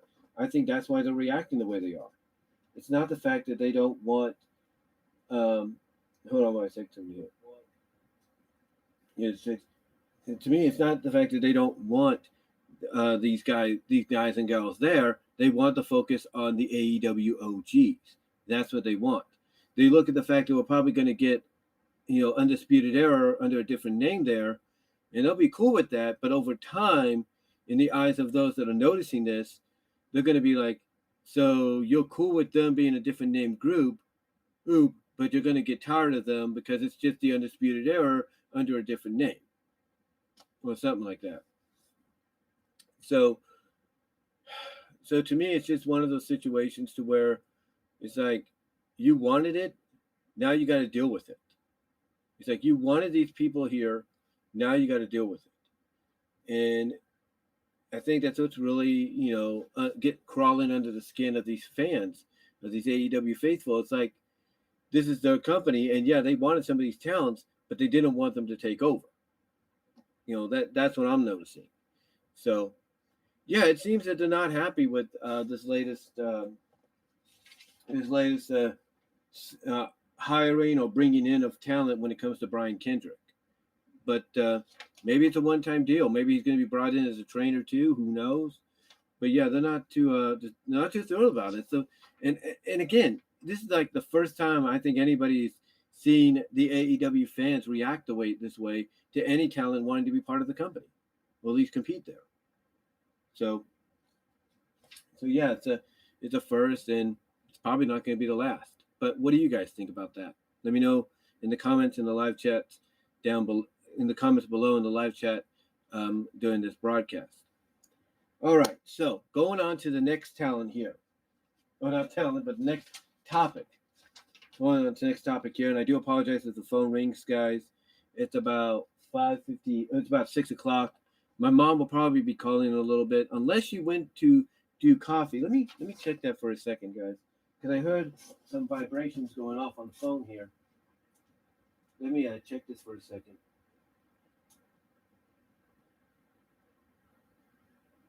Because like I said, she had a training today, so let me check.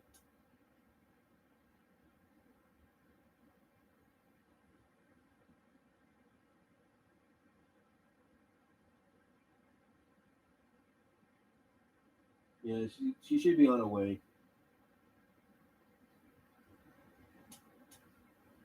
She was just reminding me she was off at 5.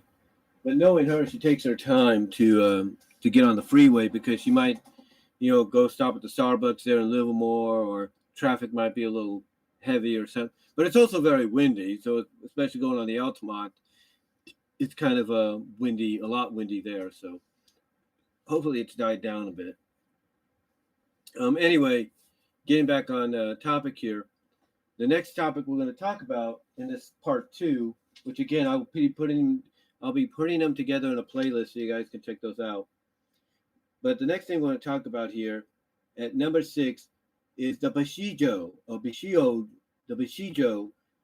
Princess Celestia statue, delayed to summer of this year, 2022, and crossover coming between G5 and G4. Now, the reason I bring this up is because it was announced that the BiISHOUJO, or the Kachabuchas, basically these here, that the Princess Celestia one has been delayed. Now, I don't know if the Luna one has already come out or not. If it has, I do have to get my hands on that. But yeah, the Celestia version of these statues here has been delayed to the summer of 2022. I think maybe because there was too much demand, and also I think because of this whole Omicron deal and everything, that it's got people up in arms and stuff and worried about, oh, what's going to happen next. Da, da, da, da. You know, I think that's causing a lot of delays, not just that on the Celestia statue, but a lot of things.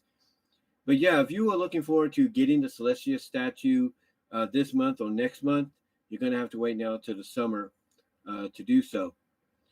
And that's unfortunate. But I do still plan to get it because, you know, getting that statue along with the Luna one to put there be excellent, be really excellent. I mean, for me, I have Applejack, Twilight, and Sunset. Applejack is going to be getting a new variant of her statue where she'll be given the skin tone of yellow, or your orangey yellow, just like her pony persona. She'll be given that in that special edition, just like Twilight. That's a Twilight special edition. You know, that's based off the Equestria Girls coloring, and the same with Sunset, if you will. Although Sunset is the original, but yeah, Celestia. So yeah, but yeah, Applejack's going to get a new variant as well, just like Fluttershy did. You know, she's going to have like the see-through mane and stuff with a little bit of crystalline in there, like Twilight and Fluttershy. So that's going to be cool to kind of have in your kind of have in the collection. But yeah, Applejack's getting a new variant, but the Celestia one, for anybody that was looking forward to that, has been delayed into the summer of this year.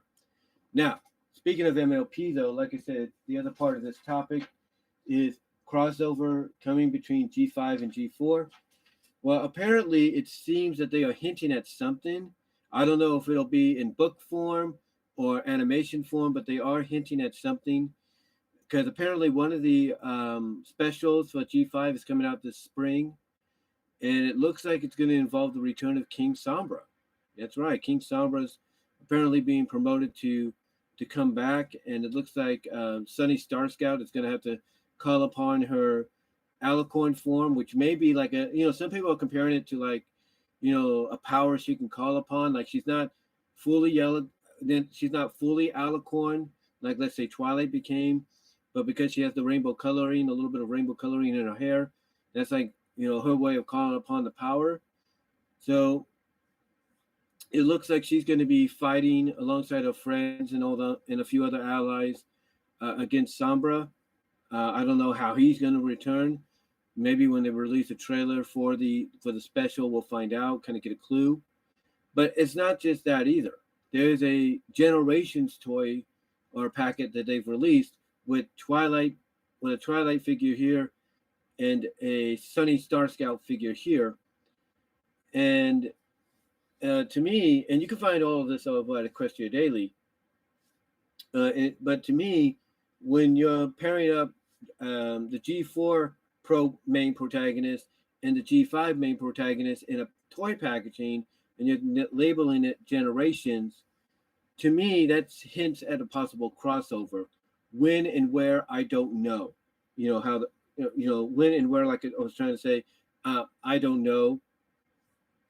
But it would be really interesting to see what occurs, you know, what comes out of that in the future, because I wouldn't mind, honestly, a crossover between, you know, Friendship is Magic and New Generation. I mean, that way you could pretty much in that crossover have Friendship is Magic pass the torch, maybe not literally, but figuratively, over to the New Generation staple, you know, of characters. So we'll see what they do. I mean, if we're getting King Sombra's return probably in the spring special, you know, who's to say we won't get a crossover between Friendship is Magic G4 and New Generation G5? Because like I said, if you want to pass the torch on to the next generation, visually have it passed to them, figuratively, I guess, but visually and figuratively by the previous generation. And I know a lot of people would be thrilled with that. I mean, the fact that you could have certain characters interacting with each other and seeing the similarities that they have with each other. I mean, think about it.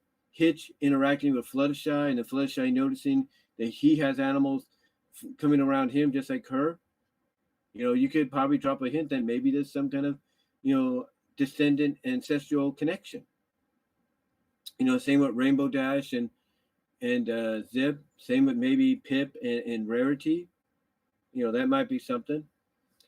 Um, but yeah, it'll be really interesting to see what they do in the near future when it comes to that. Because again, why would you why would you put out a toy pack of figures with the main protagonist of the previous generation along with the new main protagonist of the new generation? It just, to me, it doesn't make sense unless it doesn't, add up, doesn't make sense unless you're planning to do a crossover. And it looks like that's what they wanted. That's what it looks like, excuse me, that they want to do in the near future, probably before this year's out. Because again, if we're getting King Sombra's return in the spring special, which some people are speculating is the possibility, who's to say we won't get this crossover? Because if you, like I said, if you're putting you're putting out a collector's pack of the two main protagonists of the recent generation and the new generation, that's got to be hinting at something. But we'll see what they do. But it definitely looks like they want to do a crossover. I mean, they're doing a crossover between Gen 4 and Gen 1 in the special IDW MLP Generations comic miniseries. So who's to say they might not, Boulder Media and all of them may not want to do that here with Gen 4 and Gen 5, in animation mode. I'm just saying, whoever's doing the animation, who's to say they wouldn't want to do it here? But let me know what your thoughts about that in the live chat as well as in the comments down below. And again, guys, super chats and super stickers are open in the live chat. If you could help donate there, it'd be really appreciative. But yeah, let me know what your thoughts are on that. All right. Number seven, guys. We have, should Disney stop making live action remakes of their classic animated films? I bring this up because recently Peter Dinklage came out and basically shot on Disney remaking Snow White, the first animated classic, into a live action film. He said his piece, and basically he's basically come out and said he doesn't like the representation of dwarfs, in Snow White, or how they plant the rumor to be represented in the movie.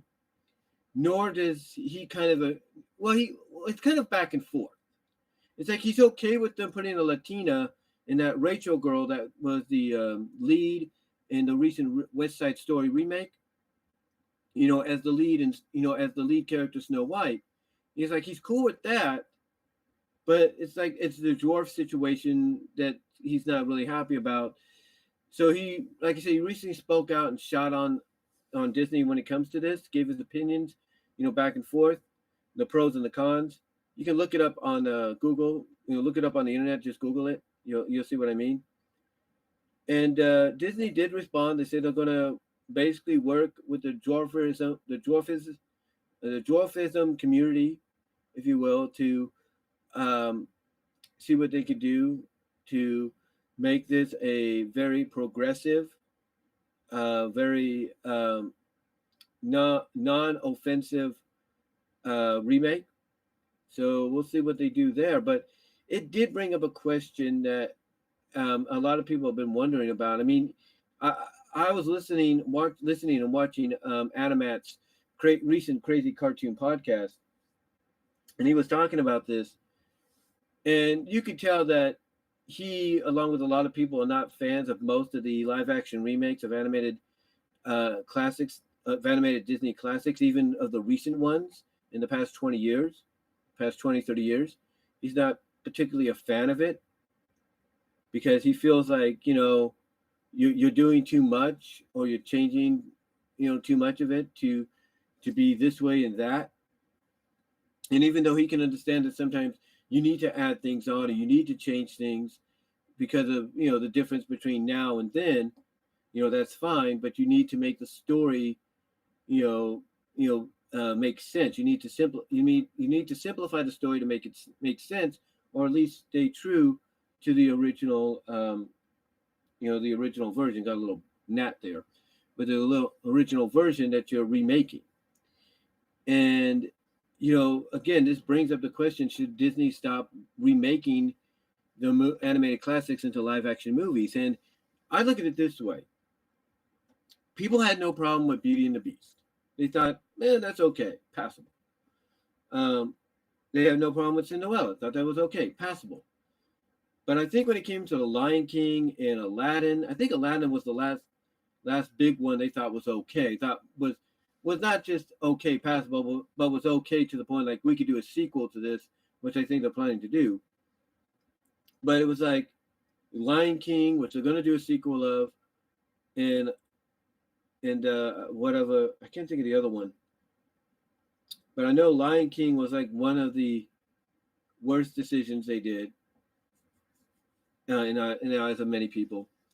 And Aladdin, like I said, was more than passable in the eyes of a few people.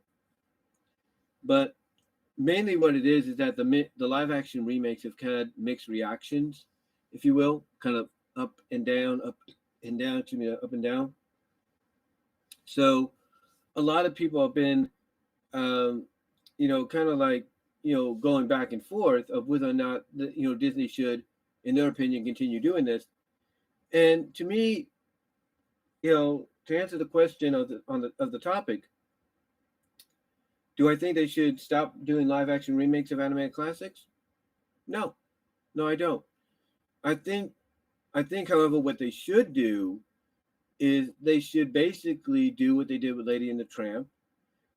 When they did the live action remake on that, they should put these, I should say, exclusively on Disney Plus.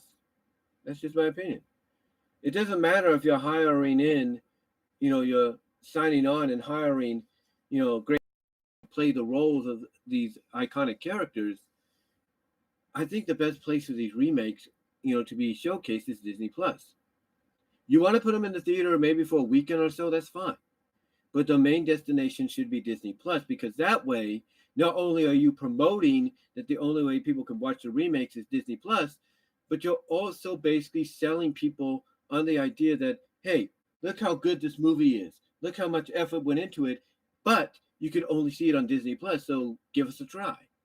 You're basically selling people on the fact that Disney Plus has this kind of material, this kind of movies and shows to offer and more.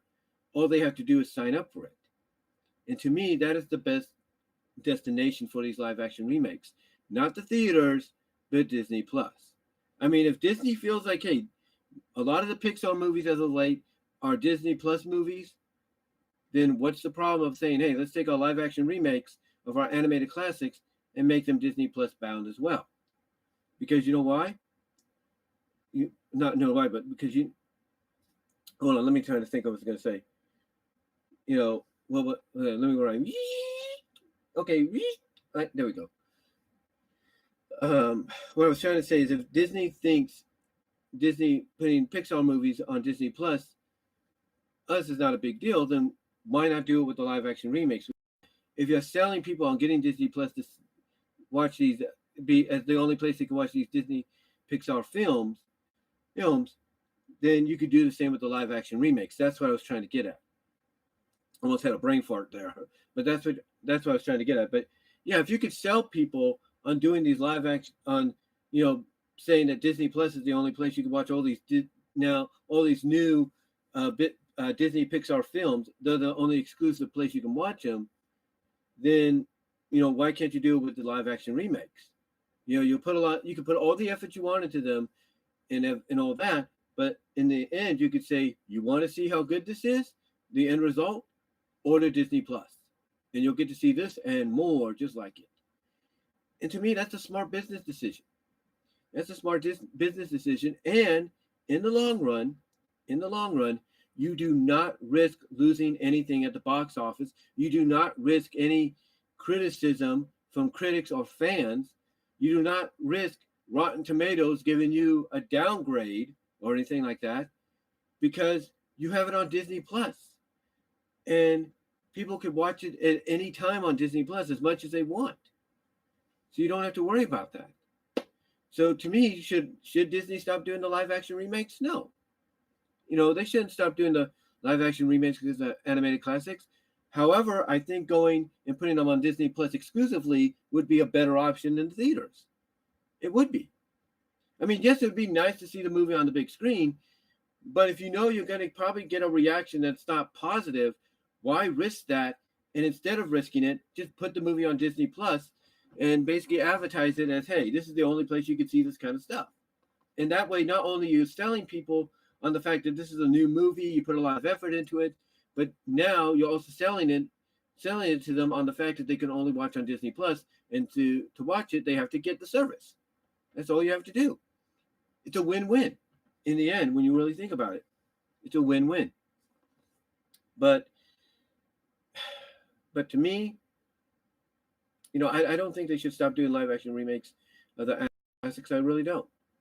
I think they should just continue doing them, but make their destination be on Disney Plus, and that's it. That's all I'm going to say on it. The destination should be Disney Plus, not theaters. But if you want them in theaters, doing a weekend premiere, that's fine. Then put them on. Then just put them on to Disney Plus, maybe that same week or a week later. And there you go. End of discussion. End of discussion, if you will. But what do you guys think? Do you think Disney should stop doing live-action remakes of their animated classics? Or do you think maybe they should keep going and, like I suggested, put them on Disney Plus instead of in theaters?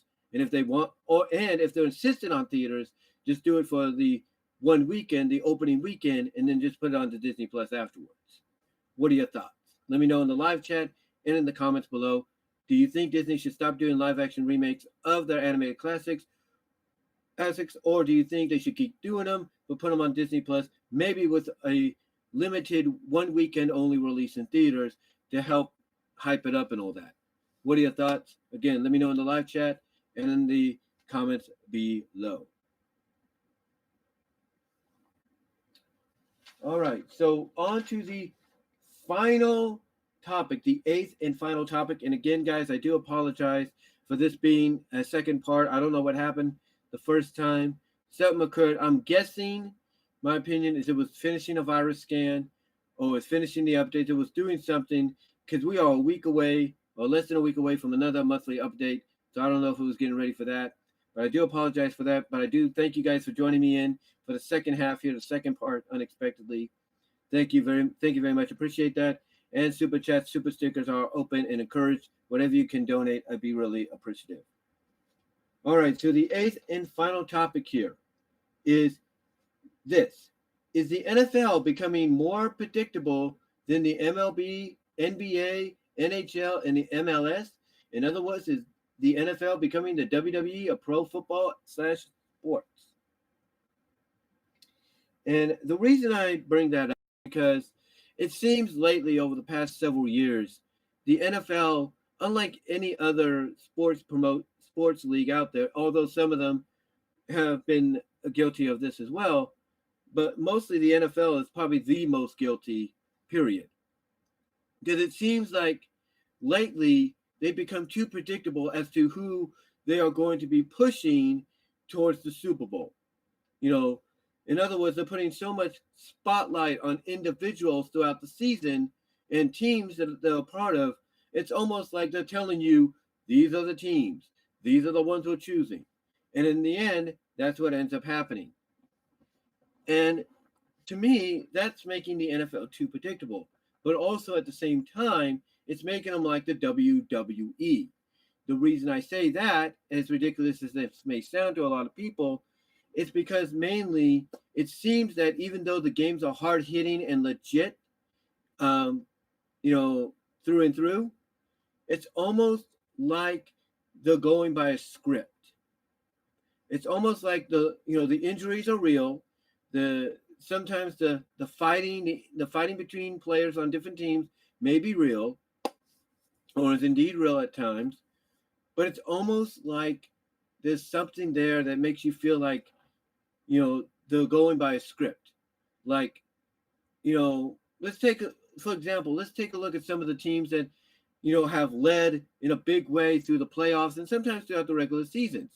You think the team they're going to beat, especially the team that's been put into a position of that's the team that's going to headline the big game along with the other team, You would think they would be able to win the game against that team, but then in the end, they end up beating that team because that team falls apart unexpectedly in the second half. Why? What happened to the momentum they had throughout the entire game, throughout all three quarters? What happened? I'll tell you what happened. The script happened. And I know that sounds ridiculous, but the predictability, the script happened. The coach takes them in there, talks them over about what they got to do in the second half, but then also probably tells them, okay, this is where we fall apart. Everything like go out there, do your hardest. Let's try to win this game. But maybe when they go to the sideline, he takes the players into that huddle and says, okay, guys, it's time to give it to them because that's what they want. And, that's what they want for the Super Bowl. And there you go. Again, I know that sounds a little too predictable, or not predictable, but too ridiculous. But when you really think about it, you get down to it, it makes all the sense in the world. It really does. Because there shouldn't have been no reason that the Chiefs should have lost the game to the Bengals the way they did on Sunday. There's no reason the 49ers should have lost the game to the Rams on Sunday. There's no reason, right? Falling apart the way they did, that was like, where did this happen? How'd this happen? It's all about the fact that the NFL is becoming too predictable in what they do and who they're projecting as the top teams, the top players they want to focus on and get to the big game. But also in a sense, they're becoming too predictable because they're becoming like the WWE of pro football and sports. They're becoming sports entertainment.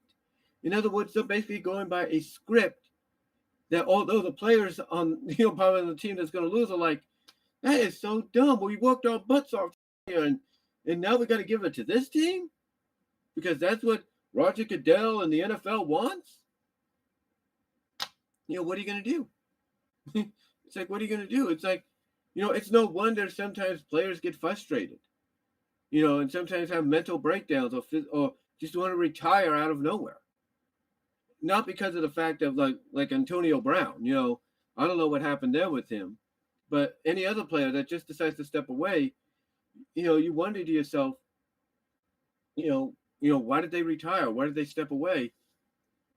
And it's just, one of those situations to where, you feel like something is up. You feel like something is not right. And then to further basically emphasize this, Vice decided to do a Dark Side of the Ring style documentary series on football, on the NFL, basically, just like they did with wrestling, pro wrestling. And when you have them doing something like that, that does bring into question that something's up that we don't know about. Like they're hiding something. Because in the past, the NFL felt more, I'll put it this way, the NFL in the past felt more legit, felt more real, and the teams that went to the playoffs, went to the big game in the end, felt, them getting to that position felt more earned, felt more real, if you will. In other words, there was no shenanigans whatsoever. But lately, it seems like, again, the NFL is becoming too predictable to the point that they're becoming like the WWE. They're becoming like the sports entertainment of pro football / sports, to the point that it seems that anytime a team gets in a huddle with the coach or goes to the locker room, that coach is telling them basically, or giving them pretty much, a pep talk of, how to play in the second half, but also in a way, giving them the idea of, okay, we've been told we're going to get this game. We're winning this game. Let's go out there and, make it believable, as believable as can be, as real as it can be. And then on the opposite side, you have the coach of the other team saying, yeah, I know we're leading. It looks like we're on our way to the Super Bowl, but guess what? We still have another half to play and everything. And, we got to do our best, win or lose. And when some coach says win or lose, put the win or lose thing there, that sometimes might be code for, okay, it's time to go give it to that other team. And that's why it seems like the NFL is becoming too predictable in the long run. They're becoming too predictable in who they position on top. And it feels like they're going by a script. It feels like they are becoming too scripted in how the games are done. Because in the end, because not in the end, but in the past, they felt more legit. Like I said, the teams that got to the playoffs, them getting there felt more real, felt like they truly earned it. Same with the last two teams that got to the Super Bowl. It felt like they truly earned it. And there was no teams that fell apart throughout, throughout the games. When they took the lead in the first half, those teams usually kept that lead going into the second half. They never fell apart. But yet here we see that. We see that, and it feels like something is off. Something feels very suspicious and predictable, and I feel it's something that needs to be addressed. It needs to be fixed. It needs to be addressed. And I think any fan out there that might say I'm speaking ludicrously, I'm speaking crazy talk and all that, ask yourself this: if you're a Kansas City fan, why did the Chiefs fall apart the way they did? There was no reason for that, right? If you're a 49er fan like I am, why did they fall apart the way they did? No reasoning, right? Right? If you're a Cowboys fan, speaking of the Niners, why did they fall apart the way they did? There's no reasoning. Why did Tennessee fall apart the way they did against Cincinnati? No reasoning. No reasoning whatsoever. But the reason they fell apart is because it was all scripted, all predictable. They were told, and the sports media is never going to address this and say it, they were told this is what's going to happen. Make it look legit and as real as you can be. Well, make it look as legit and real as possible. Tacos and everything. But in the end, this team wins. You go home. Come on. Seriously. Tell me. How is that not predictable? How is that not saying that something has changed in the NFL to where it's like, seriously, this don't make sense? I mean, it even feels like the referees are in on it. The way they would penalize a team that has a lead and help the other team win. It feels like they're in on it too. So you can't tell me that the NFL, in a sense, has become partially a scripted sport. Yes, the games are legit. There's no doubt, especially, look, let me correct myself. Let me correct myself and say this. Yes, the games are real. The tackling and the injuries, like I said, are real. Especially in the games, to an extent in the regular season, are legit to an extent. But when it gets into the playoffs, that's when things start to change. They start to not add up, if you catch my drift. They start to not add up. It's like something is different. And it feels way too predictable, for something to happen. For something not to go the way, the NFL wants and not what the fans want, if you catch my drift. But that's just my opinion. I feel, in a way, they're becoming too predictable, and they're becoming like the WWE of pro football and sports, where they become partially more scripted than real and unscripted. Because again, in the past, teams that got to the playoffs, got to the Super Bowl, that felt real. That felt more earned. And neither teams, even the teams that lost, never dropped down and went kablooey. They never imploded. But here, it's been happening lately, not just this playoff season, but in previous playoff seasons in the past. So to me, honestly, it's become too predictable. It's becoming too much like the WWE of pro football and sports. That's becoming too scripted.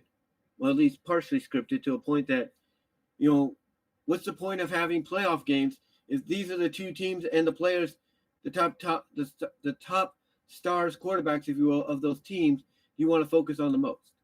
What's the point? There is no point. There is no point. So hopefully Roger Goodell and people in the NFL address this. Hopefully players that don't like this direction that they're going in address this. Hopefully fans speak out and address this. Because you know why? The sooner it's addressed, the sooner it's fixed. Because again, in the past, the teams that got to the playoffs felt earned. Them getting there, it felt more real and felt more earned. Felt legit. The same with the teams that went to the Super Bowl. they felt more legit and more earned. So that's just my opinion. I know it sounds like I'm speaking out of my butt when it comes to that, but come on, seriously. Even the Schleg Daddy would admit to that.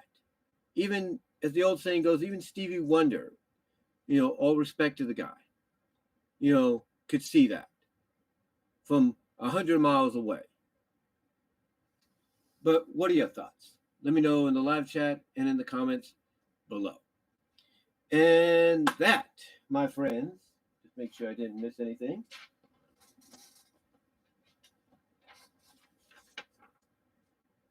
Nope, I don't think I did. And so that, my friends, should do it. I would like to thank you all for joining me for this Topics on My Mind live stream. Sorry for the fact that we had an abrupt ending in the original broadcast, which is now going to be dubbed Part 1. And I thank you guys for joining me or rejoining me here in Part 2. Really appreciate the support and the love. But yeah, I'm sorry for that little issue. I don't know what happened. Again, my thought is my computer probably was doing a live stream or something. Well, not live stream, but probably doing a virus scan or trying to, get itself ready for next Tuesday's updates. Or maybe it felt like that, something crashed. Because here's the thing, the timer right here, where I'm pointing, what shows that I'm pointing down, but the timer right here was still moving. And I don't know. I'll show you what let me show you something. Hold on.